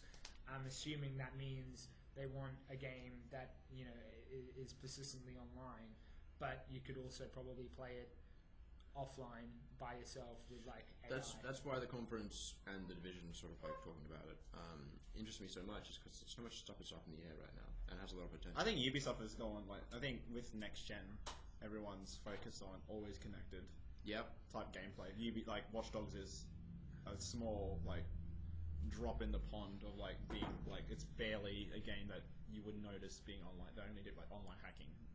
Cool at the time, like it's a cool thing, but it's not that isn't like useful to the game as I think the Division is, where you probably need people like friends or people to play with. Other people to make exactly. the world feel alive. Yeah, exactly. Another game from Ubisoft, The Crew. Meh. No idea what that is. Well, meh-ish. Like it's like a realistically a car MMORPG, isn't it? Yeah, essentially. So you make like you got like the car whole. PG. Apparently, you got the whole of America. Like scaled accordingly for a game. Scaled accordingly, so driving from one end to the other. Yeah, so you can literally drive from one side of the country to the other. So which I think is a cool idea. Sort of like the Dahaka games, like where they what's it called again? Just where all the cars just drive across the desert and shit like that, and then you've got to reach a point which is like thousands of kilometers across. Like all it means is like that's the map that you have to play with. Yeah. It's not necessarily one big playing. race from one side to the other. No, not necessarily that, but you can explore that. Yeah, you can there's that whole area to explore. But I don't think that would be awesome. Again, it's going to be sort of like online. Everyone's going to be driving around in the country, and you can crew up with other players. So you form a crew, and you do missions together, and you get notoriety and reputation, and you fight other people's crews. How much diversity is in this? Can you get out of the car at all? No, it's a racing game. Like, why would you be able to so just racing? Yeah. Okay. Essentially. Yeah. Racing and other activities such as like taking down a specific vehicle. Oh, so it's like Burnout. No. There's elements I think like The Crew. Like I haven't followed it too much because I'm like mesh on it. But like The Crew is like you do. I'm sure there's like the main story. There's obviously side objectives. Like the main story probably like do something in this city, take control of it. Some bullcrap like that. As I said before, I've never heard of this one, but by the way you made it sound sort of like a Burnout-y MMO open world, and I would buy that.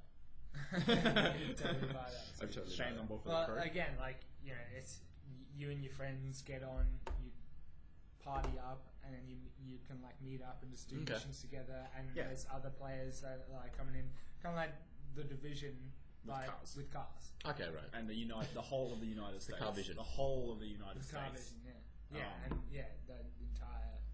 So that was delayed. I remember correctly. It was delayed. It was supposed to be touted for. I'm not sure for launch. Not sure it was launched, but early this year. Oh, right. One game I'm excited from Ubisoft that they announced recently: Far Cry 4. Yep. Far Cry 3 was an awesome game. Far Cry 2 was an awesome game. I'm going to enjoy exploring the Himalayas. Oh, that's right. It's in the Himalayas. Elephants.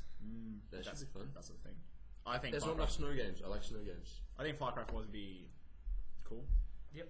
I think it's Far Cry 3 was going to shape one of the better games towards the end of the generation last year. And I really hope that they continue the Blood Dragon tradition.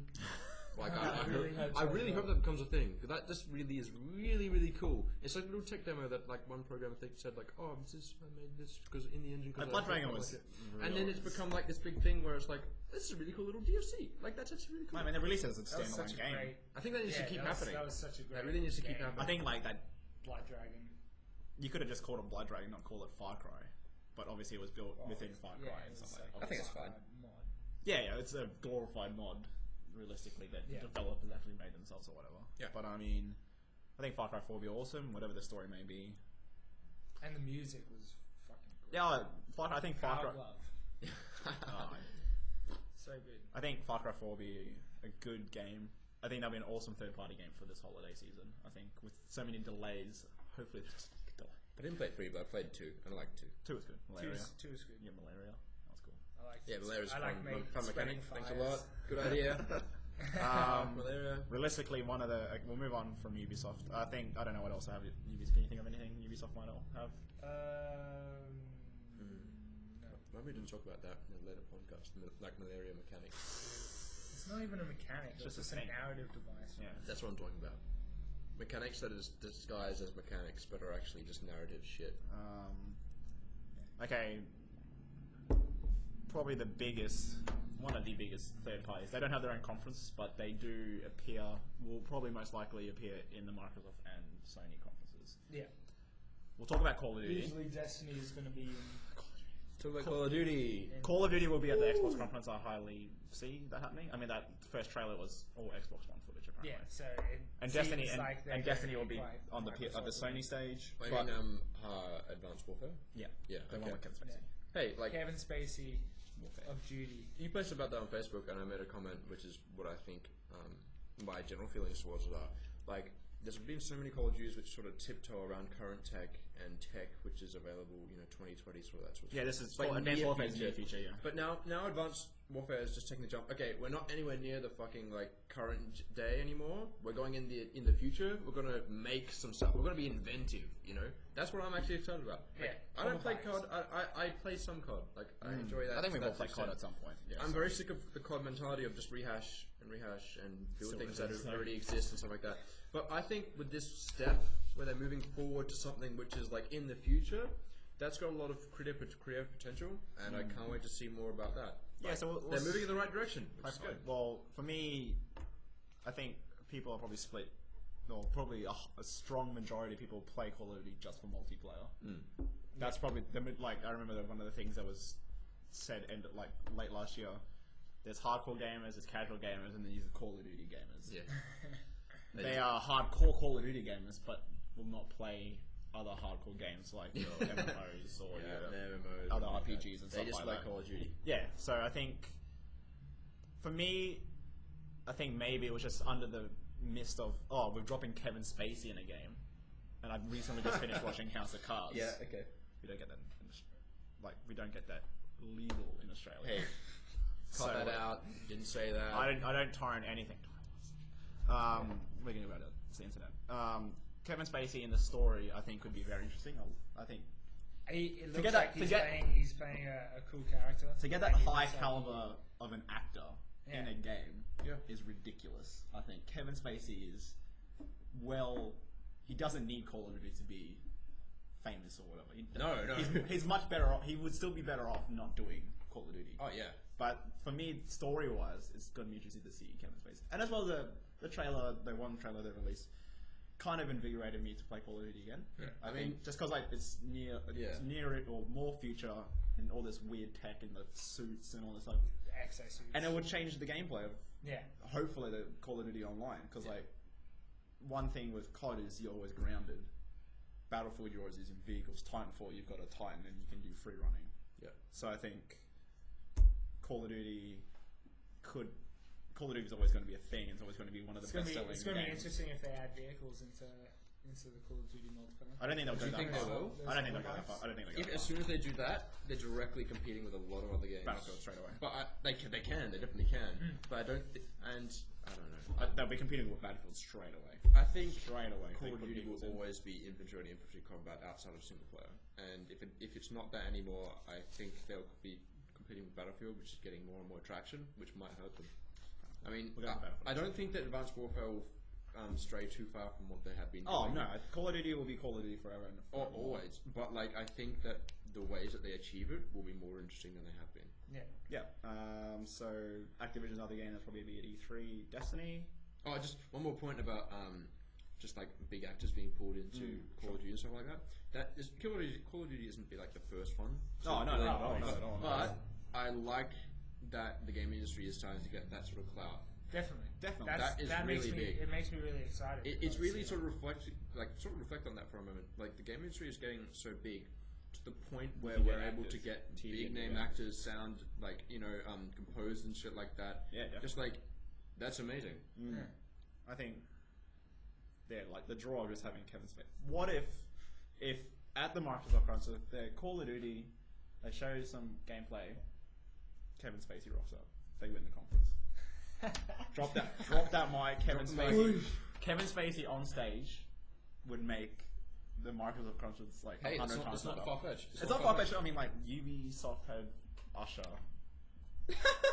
No, even Xbox has Usher. Happy Easter, Xbox. Remember that? Oh, was it? Well, I mean, it was for Kinect. Okay, if you guys haven't seen that video, Usher has a special message for anyone, on Xbox 360.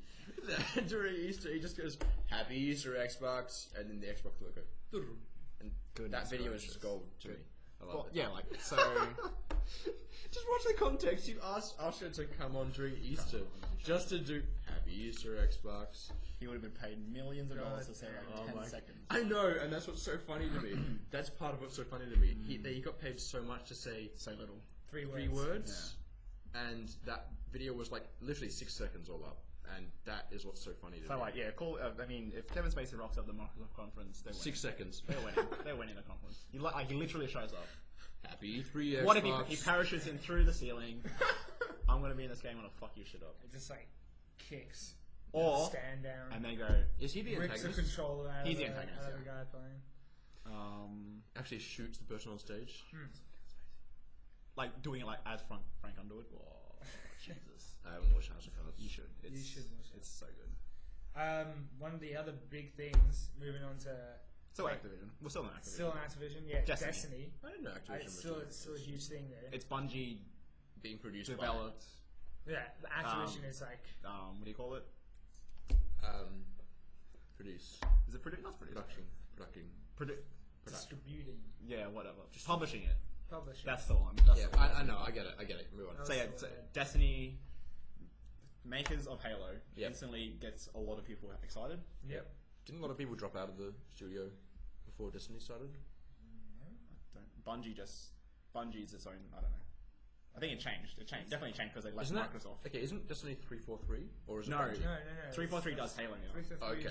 Bungie did Halos 1, 2, 3, and Reach. Yeah. Reach was the last Bungie. What about ODST? Yeah. Maybe that too. Probably. Oh no, I think 343 is in that. Maybe but I mean, 343 now is the Halo studio. Yeah. Bungie is Bungie. Bungie have this massive deal with Activision to do something millions of dollars every year. I mean, Destiny that's is a first-person. What is it? MMO? Co-op again? Co-op. Pseudo MMO. Is it MMO? It's pseudo MMO. Like you go into an area, and if it's like an area with high activity across, you can play the entire game single player. Yeah. You don't have to have anyone interact. I'm guessing it'd be better with people. Is it also split screen? But yeah, Sorry? Is it split screen at all? Highly doubt that. Highly doubt it. It's online, but it can be on. They really they're really trying to push that whole strike team thing where it's one person of each class goes in to an area and you fight a bunch of monsters. Yep. You sort of group up like an MMO to take on a dungeon or an instance. And that's what I saw at the end of the But then first there's trailer. also the group events, the public events. That's what I meant. Where like you could be questing by yourself in an area. Public event pops up, you're like, yeah, sure, I'll do that public event. Okay. And all of a sudden you're thrown into the same instance as a bunch of other people who also accepted that public event. That's cool. And now you're all in the same area, you do the public event, you complete it, you get your rewards, and then you'll go back into your own instances. Oh god, from a technical point of view, that would just be hell if you were like combining regions and that sort of thing, because that would like be like, oh yeah, I'll do it, and then like you join a server or like that map. With like this big boss in the middle, then you got like 1,000 Brazilians just like sprinting around and like glitching around and shit, shooting at us, just dead instantly. So, Destiny, I think, will be a very interesting game. Yeah, I'm not necessarily excited for it because, again, MMO-ish. I'm not the biggest MMO fan, but being Bungie, I think that's what the touts it as. I think that's what touts it as being. Plays quite similar. Very Halo-esque. Halo-esque, I'd imagine, very much so. So I think when you say, oh, it's an online shooter MMO, but when you go, Bungie are making this online MMO shooter, you go, oh, Bungie made Halo, pretty much better Halo or something like that. Essentially, it could be. Yeah. So, well, I mean, to me, it screams like a sort of big, good meld of things you like FPS. Quite sci-fi, realistic version of Borderlands, essentially. Yeah. Because you've got the different classes, you've got the loot, you've got the customizable characters. Sure. FPS RPG, basically. Of the two, with the ability to just group up with other people at any time. Of the two Activision games, Call of Duty, Destiny, which one more? Destiny more excited for? Destiny. Yeah. I'll just say Call of Duty because I'm not that into MMOs. Realistically. At the same time, I'm not that excited. I'm excited for Call of Duty, but I wouldn't be like, oh, I need to have Call of Duty. Going on to the world's worst company in the world. If they still are. EA. Mm-hmm. Star Wars, though. Star Wars is... Battlefront. That is could be amazing. Most definitely going to be gameplay revealed. You'd hope so. You definitely hope so. Oh, going back to like... Sorry. Money on it. Going back to like previous, like Ubisoft, like will we see gameplay for all of these games? Like Crew, obviously Far Cry trailer gameplay. Far Cry 4, I would say, something like a vertical slice gameplay. Yeah. I reckon Assassin's Creed. Like what they did for Far Cry 3. I reckon Assassin's Creed definitely vertical slice or definite gameplay. Yeah. Division, another gameplay Division will be like another fancy trailer gameplay thing. It'll be like what they did with Watch Dogs. You know, the E3 2012 was that. Last year E3 was that vertical slice gameplay that they showed off to introduce everyone to the Division, and now this year they're going to show off something else in the same sort of vein to show off other features in the game as well. So, like what the PS4 trailer for Watch Dogs was, where you hack the bank account, you watch the guy go off and shoot some other guy when like chasing him through the streets and whatnot. Okay. And the whole Bollards thing with the cop car. So yeah, it'll be like that. Obviously, Activision, they'll show Call of Duty gameplay, they'll show Destiny gameplay. They've shown heaps of Destiny gameplay. Yeah. EA, Star Wars, you reckon? Star Wars Battlefront, they're definitely going to show gameplay for that. Mirror's Edge 2, I don't know if they're going to show gameplay for that. Do you think what did they show? They showed a trailer last year. They showed a pre-rendered trailer, yeah. Was that a pre-rendered? I thought it was gameplay. No. I mean, No, that's pre-rendered. Mirror's Edge 2, I like the first one. I think it's a cool concept of like a free running game, realistically. First-person free-running game. Yeah, obviously. With combat and stuff. Mirror's Edge was a great game. Lots of people like... I think it was one of those... Not niche games, but one of those cult favourite game. Like Mirror's Edge. Has anything been shown for Mirror's Edge 2? Oh, like a pre-rendered trailer last year, E3. Like Star Wars was the other pre-rendered, or like trailer for... It'd be very interesting... The teaser trailer for Star Wars last year. It'd be very interesting to see how they handle that. Because like a big thing about Mirror's Edge is that the game could be done without using guns, or could be... That's what I think combat. So, yeah, exactly. That needs to be a more common thing. Things that can be completed without actually shooting or without actually a lot of the niche indie like Gone Home, Journey. The Journey. We won't go into the first one. I think the unfinished Swan. I Gone Home, dude. I haven't actually played Gone Home. I haven't actually played Gone Home, so I don't know. But I mean, like, there's lots of games that don't involve shooting. It's just an interesting narrative example. Yeah, I know. I play it's like supposed to be this interesting narrative, and you play as like a lesbian or some bullshit like that. No. You don't play as a lesbian. But, that's... It's explicitly implied. But that's not the problem I have with it. Sorry. Battlefield Hardline, though. Yeah, I don't know. That was a... that's cool. I'm interested in that. I like the whole idea. I like the idea of it. Cops and criminals in like these small little contained battlegrounds fighting over a certain objective, like a bank vault or a sack of money. Hey, I'm interested to see how they do it, but it sounds watching the gameplay trailer, it seemed like the whole idea of all those gadgets. That leak trailer. Yeah, the leak trailer that came out, which actually is still online. You could probably find it. Easily, I think. Yeah, like all the gadgets and everything that they showed off, like the verticality of the... if they persisted in multiplayer, that'd be great. Giving players the ability to grapple onto roofs and climb up things and have that strategy in how you're going to infiltrate a certain area or like get behind enemy lines in some sort of way. Plus, like the single-player campaign also, could be interesting. It looks really interesting to me because... Written by some people that wrote Dead Space. Yeah, because it's been made by Visceral, who did Dead Space, so they got a bit of traction under their feet. Good storytelling. And it just looks like the single player gameplay has a lot more variety and depth to it than previous Battlefield single player campaigns, which have been corridor shooters. But now it's actually giving you a small sandbox and levels where you can take out your binoculars, survey the area. Alright, I want to go on this rooftop over here and snipe these people. Nah, actually I'm just going to sneak around and not kill anyone at all, because you can actually do that. They've designed the whole level to be just infiltrated and stealthed. So it gives the player plenty of options, and the story looks to be really interesting. The motion capture looks to be really, great to watch. So yeah, I'm excited. So we'll definitely see gameplay. I mean, we've already seen gameplay leaked. Yeah, we'll see gameplay. Yeah, we'll see a formal announcement of the game. Yeah. Released 2014 game. I don't know about that. I think it's a this year game. Definitely. Is it? I think so. There's no numbered Battlefield going to be coming out. Battlefield 4 is still broken. I guess you're right. Like, I hope they don't. From that leaked gameplay trailer, it looked fairly. It looked fairly finished. It's not finished. Fairly polished. Like, I feel like it's a 2014 game. And it looks like it was kind of ready for beta. Like going back at least beta this year. Going back to Star Wars, not this year. No, I don't think that's Star Wars. No. That's Mirror's Edge probably not this year. Star Wars either holiday next year or mid next year. Yeah, Mirror's Edge probably not this year. I think Battlefield is definitely this year. Late this year. Well, it'll go against Call of Duty in that time frame. Destiny September. It's pretty. Destiny's. They have to be very strategic about when they release it, won't they? I think it will sell on its own, like the name Battlefield, like the name Call of Duty. Still, I think the communities may clash between Call of Duty, Destiny, and Battlefield. I think. Definitely. I think there will definitely be 3 separate audiences for those types of shooters. I think they're actually fairly similar. Like, I think the people who play one game will be very inclined to play the rest. I think like a lot of people will probably only play Call of Duty, not Battlefield. Yeah, I think there's less leak through with Call of Duty. There's less. Yeah, I don't think it's not a crossover. But I think Battlefield and Destiny would be. Destiny's going to be well off because it's in September. I think Destiny's going to be better off because it's in September. Yeah, there's not many announced games for September. Yep. So Destiny.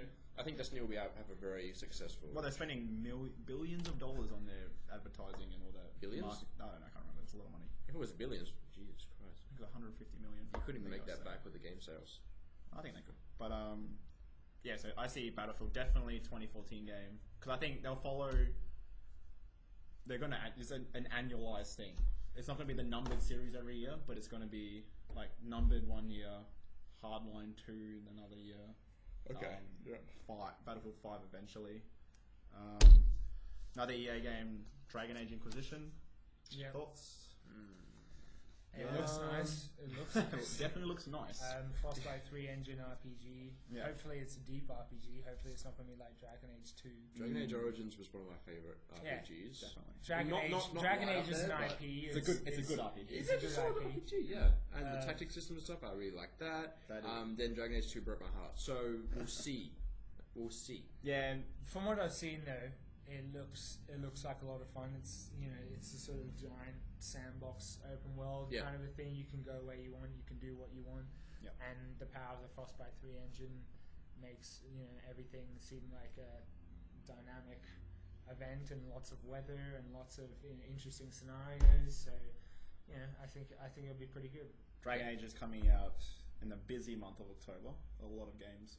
Some games have been delayed, I guess now, but there are a fair few games coming out in October this year.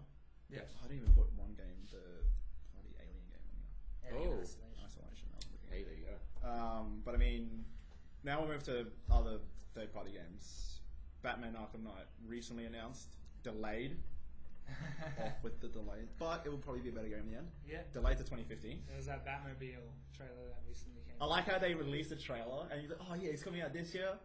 Batman 2015. You're like, flip the table. It's like, how can you do this to me? But 2015. I'm excited for Batman. Definitely. Love the Rocksteady ones. Origins was okay. Solid Studio. Origins was okay, but like the Batman Rocksteady games, some of the best superhero games. Some of the best adventure games. Yeah, this is like ending Rocksteady's trilogy of Batman games. Okay, right. But opening it up to hopefully the Justice League games. Where there's a movie. Hey, that's really cool. Like, I like how they're opening it up to actually include the rest of it. Like, hopefully. I mean, hopefully it's Superman. Wild speculation. Okay. I thought it was official. It's not speculation at all. It's just like wishful thinking by fanboys going like, I want to see like. Well, I mean, there was like a rumor going around that they were working on a Justice League game. They have Injustice. And like, that was supposed to be like the next Rocksteady game. The next Rocksteady game, but then Batman Arkham Knight they're definitely setting. But the they scene. need to finish the series off. I think the Rocksteady game. Yeah, they're definitely setting the scene for more high quality cape games because like Definitely. they've got Injustice out, and that's it didn't do that great, but it was sort of like a return to Cape Games being there and out there in the main Injustice Quantum Honest. Yeah, and exactly. I mean, that's a fighting game. That's not, like, it had a deep story. Yeah. But still, it was still like one of the like the more recent games that come out, which show all those sort of characters and bring them more into the limelight more. And now that Batman's getting so much treatment, disagree. Marvel vs. Capcom.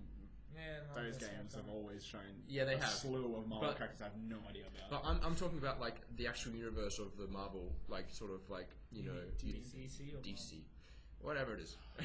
You're tripping over your words, man. Hey, I'm not a comics guy.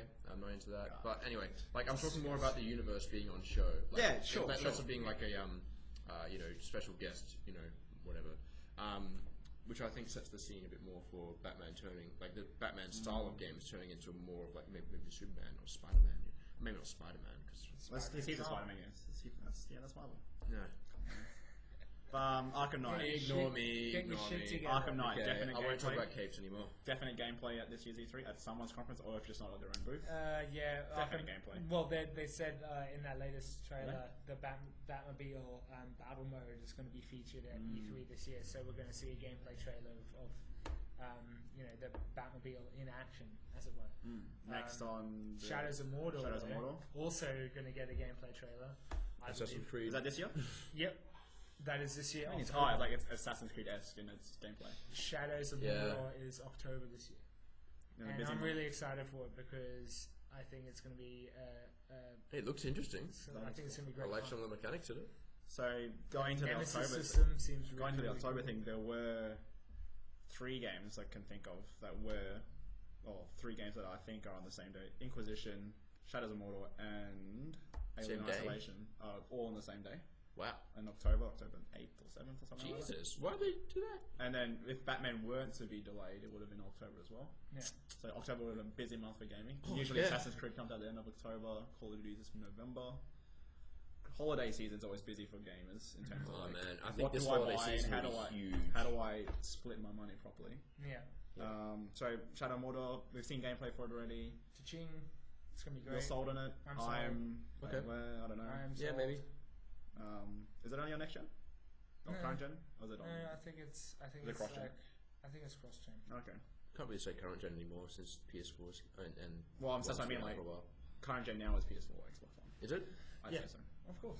Okay, so we're sort of past that line. That's interesting. But people always say the term. But like the term next gen kind of defines like the new games coming out still. True. Yeah. So, now that games are actually coming out, you can start saying PS4, Xbox One, current gen. Yeah, like there's always that people say next gen, current gen, but like So recently announced the sequel. I think I'm assuming to Homefront. Homefront at the time was a very average game. Story was. It's got a bit of a cult fan base. Exactly. Like, that's what I was going to say. A lot of people still enjoyed the game. I played a little bit of it. Who's the developer of that? Who's the publisher? Originally it was THQ. That's right. And then when THQ fell apart. Yep. Oh, who was developing it? I can't remember. Was it Deep Silver? I don't know. No, Deep Silver publishing now. Crytek now owns the old THQ stuff. Well, they own Homefront. Okay. They took the license. Okay, so Crytek is doing it. So it's going to be using CryEngine. It's CryEngine 3. Yeah. Okay. Good. Published by Deep Silver. Yeah. I mean, if you buy it, or is it the other way around? Is it developed? One of the other. Using CryEngine 3 and published by Crytek. One or the other. Who knows? Either way, it's an improvement from THQ. Ooh, THQ did a lot of good things. Well, they. Yeah, but like Homefront. From that one, have you seen the trailer for Homefront? Not Revolution. Looks cool. Looks good. I always. I do. Was in engine. I enjoy the stories of alternate, like either history or altering the future. That's why I really enjoyed. Resistance was kind of like that. I mean, I really enjoyed Wolfenstein: The New Order, the newest Wolfenstein. Thought that was a great game. I think the thing with Homefront that got me, they advertised the game so well. Yeah. This whole thing about this could actually happen. Yeah. Like, was it Korea? Well, North Korea. North Korea invaded the States and actually took over. Yeah. And that's plausible. That's very, very plausible. After all the events that and they use events. They didn't just like randomly invite. No, this game for America. And then it didn't play but that well. It was story. Like, I think story-wise, it was good idea. It was cool. So hopefully the new one is in the same vein. It's a very rich, obviously realistic it looks story. Like Someone's taken over and they're fighting against it. Yeah, exactly. Something is invaded and they're sort of revolting. Yeah. Another recently announced game. Evolve, yes. No, I'm moving to Mortal Kombat first. Mortal Kombat X. Okay. I'm not going in any particular order, like dates and stuff. I mean, Mortal Kombat X was 10X, whatever. X sounds more extreme. Mortal Kombat Extreme. No, but like. Have you seen the trailer for 10? The one where Scorpion and Sub-Zero fight? Well, I don't know if it is actually Sub-Zero. I think it might just be one of the... I think it's Sub-Zero. The clan, whatever clan. I'd say it has to be Sub-Zero. Why would it be Sub-Zero? Not necessarily. No, ripped his head off. Oh, because spoilers. it's part of... You could just be part of that... No, it has to be Sub-Zero. I'm not into the Why would you announce a Mortal Kombat? I don't know, whatever. I just felt butthurt that Scorpion killed Sub-Zero. That's of course I'm just trying to. Scorpion was going to win. Shut up. I mean, if you had Sub-Zero to win, like, Sub-Zero's cool, but they always put Scorpion over Sub-Zero. Because it was Ed Boon or whatever. He's like cool. If Sub-Zero won, what would be the cool, catchy line that he would say? Ice, baby. He'd make a shitty fucking Batman Forever Arnold Schwarzenegger quote. Like, oh, it's time to freeze. And then the trailer would end. No, get over here. It's instantly Mortal Kombat. Ripped his head off. Yeah, well, that's what I mean. It's like Scorpion is like the face of Mortal Kombat. Yeah, exactly. In terms of he's the most recognizable character. Yeah. Well, you have to use that then. Yeah. That's why he's on the cover. So we've seen a pre-rendered computer generated trailer. Yeah. Will we see gameplay? Yes. Will we see gameplay? Yeah. Gameplay? You think so? If you're going to release a trailer this close to it, you have to. That's the rule. They could just show another trailer. That's my rule. You better adhere to it. If we don't see trailer at E3, we're at least going to see something at Gamescom. Yeah. So, within the next couple of months, we're going to see some gameplay from. Getting onto something you were excited about, Evolve. Evolve. Oh yeah. I am also excited. This is so. Evolve is one of my games that I'm very excited for. Is that announced for this year? Yeah. It gets my game design senses tingling. It just reeks of interesting decisions and interesting mechanics. Like 1v4 games have been done a little bit, but not to the extent that they could be. I mean, it's and Evolve building is off what they've done best was like Left 4 Dead. Yeah. It's adding that extra player and adding a whole new dimensional game. Yeah, exactly. I think that's what's so interesting about it. There's so many different ways to tackle it, so many different game states. Like, what if you go hunting for the monster straight away? You might not be more ill-equipped, but you might be able to kill the monster when it's weak, or you want to save up and get the best armor and get the best sort of stuff and best sort of capability to kill it.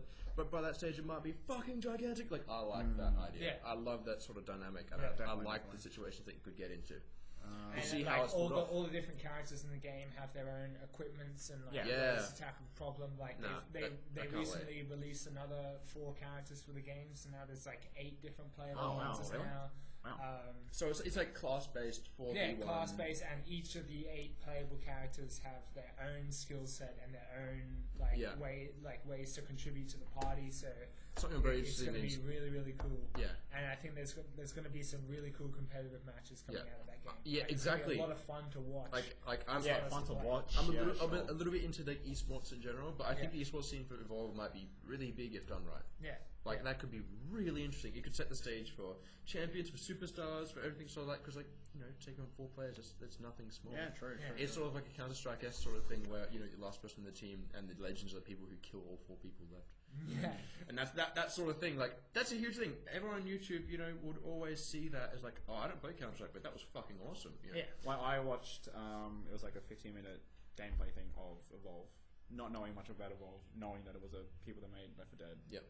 4v1 type thing. And I was like, wow, this is really exciting to watch. It was cool.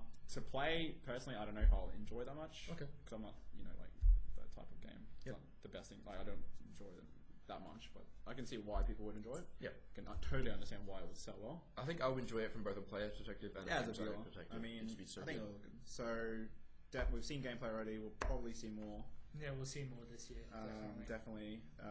Maybe a new monster reveal because they have different. Are there different monsters? Yeah, different monsters. Oh wow, yeah. I'm just most of all very interested in how the monster will be evolving, like the methods that the player has to take to evolve. Because like they've got a tank monster. There's got to be some kind of stealth monster to counteract that for different play styles. Yeah, of course. And then the game's going to turn to Hidden, which is a fantastic mod. If you ever heard of it, what is it? Or like get the chance to play it because it's great fun. Hidden, it's like it was this. I think it was. You got a knife and you jump through the.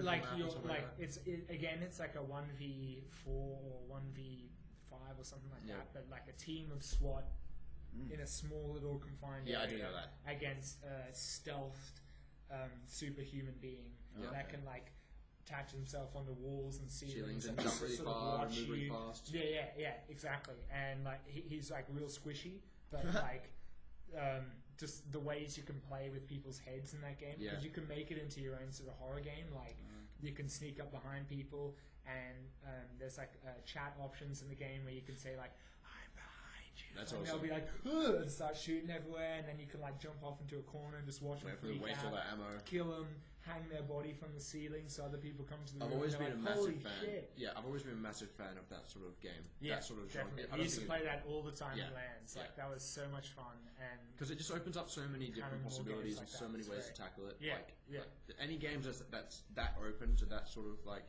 I can do this or I can take it this way, take it this way. Player choice and player options in games is such a big thing, and these sort of games capitalize on it the best. Evolve, obviously excited for. Yeah.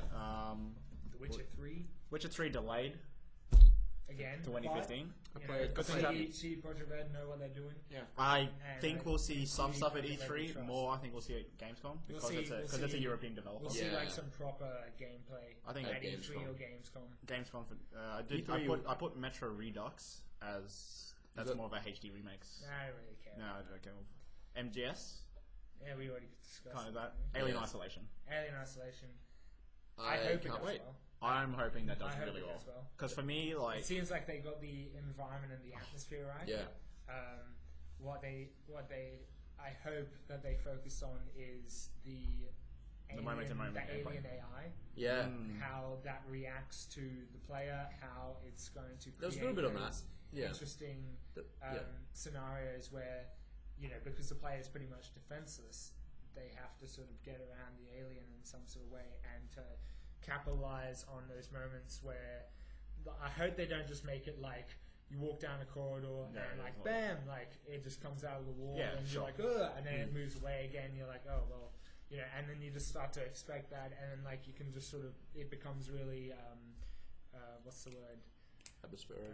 No, it's predictable. It becomes too predictable if they start to like delve into the tropes that other horror games have tried and failed. So I really hope that they sort of nail down the AI of the alien to be when it's sort of skulking around trying to hunt the player instead of just like in predefined areas when it's just going to poke out and go boom and then come back in. Like that's what's going to make it. That's what's going to make the fear when the player is in the same room with the alien. The alien is hunting the player, and the player's like, "Holy shit, what do I do here?" Definitely. And the alien might go away and like wait for a bit, and then the player might think it's gone, move around, and the alien like comes out again. It's like, fucking, I got you now, cunt. Who's the developer? The developer is Creative Assembly. Oh, okay. Which is interesting. They've only made Total War games, but if they've made just Total War games, they'd be pretty much adept at AI. Yeah. So, even though most of their Total War games have come out buggy as hell.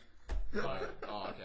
Like on release, but they've patched them up and they've been alright. But if like, it's on release and Total War is a much larger game in scope. It's much bigger. And Alien Isolation is focused on tiny like small moment corridors, gameplay, and like small rooms where it's just one player and one alien.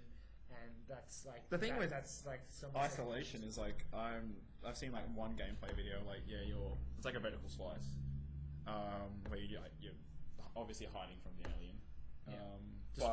viewers at home, what would you define as a vertical slice? Vertical slice is where I guess a developer polishes the fudge out of one part of the game that they know will show well. Okay. I guess it's one part of the game that's probably the furthest along. Just say like the opening couple levels. So it's like physically like you're looking down into the guts of it and getting a sizable portion and looking at it closely. Well, you're getting the best bit of the game. So the far. best bit. So it's a small part of the game that is developed like outside of what the actual game development is. And been developed for testing and development chunk that is used for marketing and demoing. Yeah. And they say this is what our game's going to be like in the small 10 minutes of gameplay here. And in later podcasts, we hope to talk about stuff like that as well. Oh, I don't want to. Games Done podcast. But I mean, the last Alien game called Colonial Marines, that vertical sliced very well. Yeah. It played like a piece of poo. It was not the best game ever. It was an average shooter at best. So I'm hoping with this, it's not. Well, see, this one isn't. I know it's not a shooter, but like at the same time, like when immediately that makes me happy because Alien is not what Alien's about. Survival horror. Yeah, that's a survival horror. But when like, I think about average survival horror game, I think of Outlast. Yeah, well, you didn't like Outlast. But I mean, like, it has its good moments, but like. After a while, like, I haven't played it, but I've seen. I guess the gameplay it becomes predictable. Like you're saying, it becomes predictable, and you like, it becomes less about horror and like being scared. It's more about frustration. Yeah. Like I've seen a lot of gameplay of like walkthrough and stuff like of Outlast, and like people just going, "Well, I died again. At least I know what to do." And, like because they don't know what to do in the frustration. So I'm hoping Alien Isolation does everything right, moment to moment, direction, just like. You are scared, but not always like the same type of scared. Yeah. Like it needs to change it up. But otherwise, I'm quite excited for this game. Yeah. Probably most likely demoed at E3. Yeah. If it's released this year, someone staged or by itself on the floor. I'd say stage. I don't think that was stage. I know. I think the stage is just massive. Again, we'll see. We'll see what happens. We're finished with this topic for this week. Yeah. E3 being pre-E3. That was good. I went for how long? A long 2 time. hours. Jesus Christ. Well, congratulations to you guys for getting this far. If you last 2 hours, I'll be commending you guys. We'll be sending you a present in the mail. Not really. Get a free version of guaranteed. Kim personally. Yeah, free version of Vibe Room. We'll talk about it another day. This was our first podcast as Rich Tomato, the Tomato Sauce podcast. We'll be posting every week. Yeah. Kim, do you want to put up Twitter handles? Yeah, we'll do that. Yeah, we'll do that. I'll put them here somewhere. Alright, cool. So, good. Every week here on at youtube.com/the Rich Tomato. That's it. Rich Tomato's taken as a name, which is annoying. But the Rich Tomato sounds fun.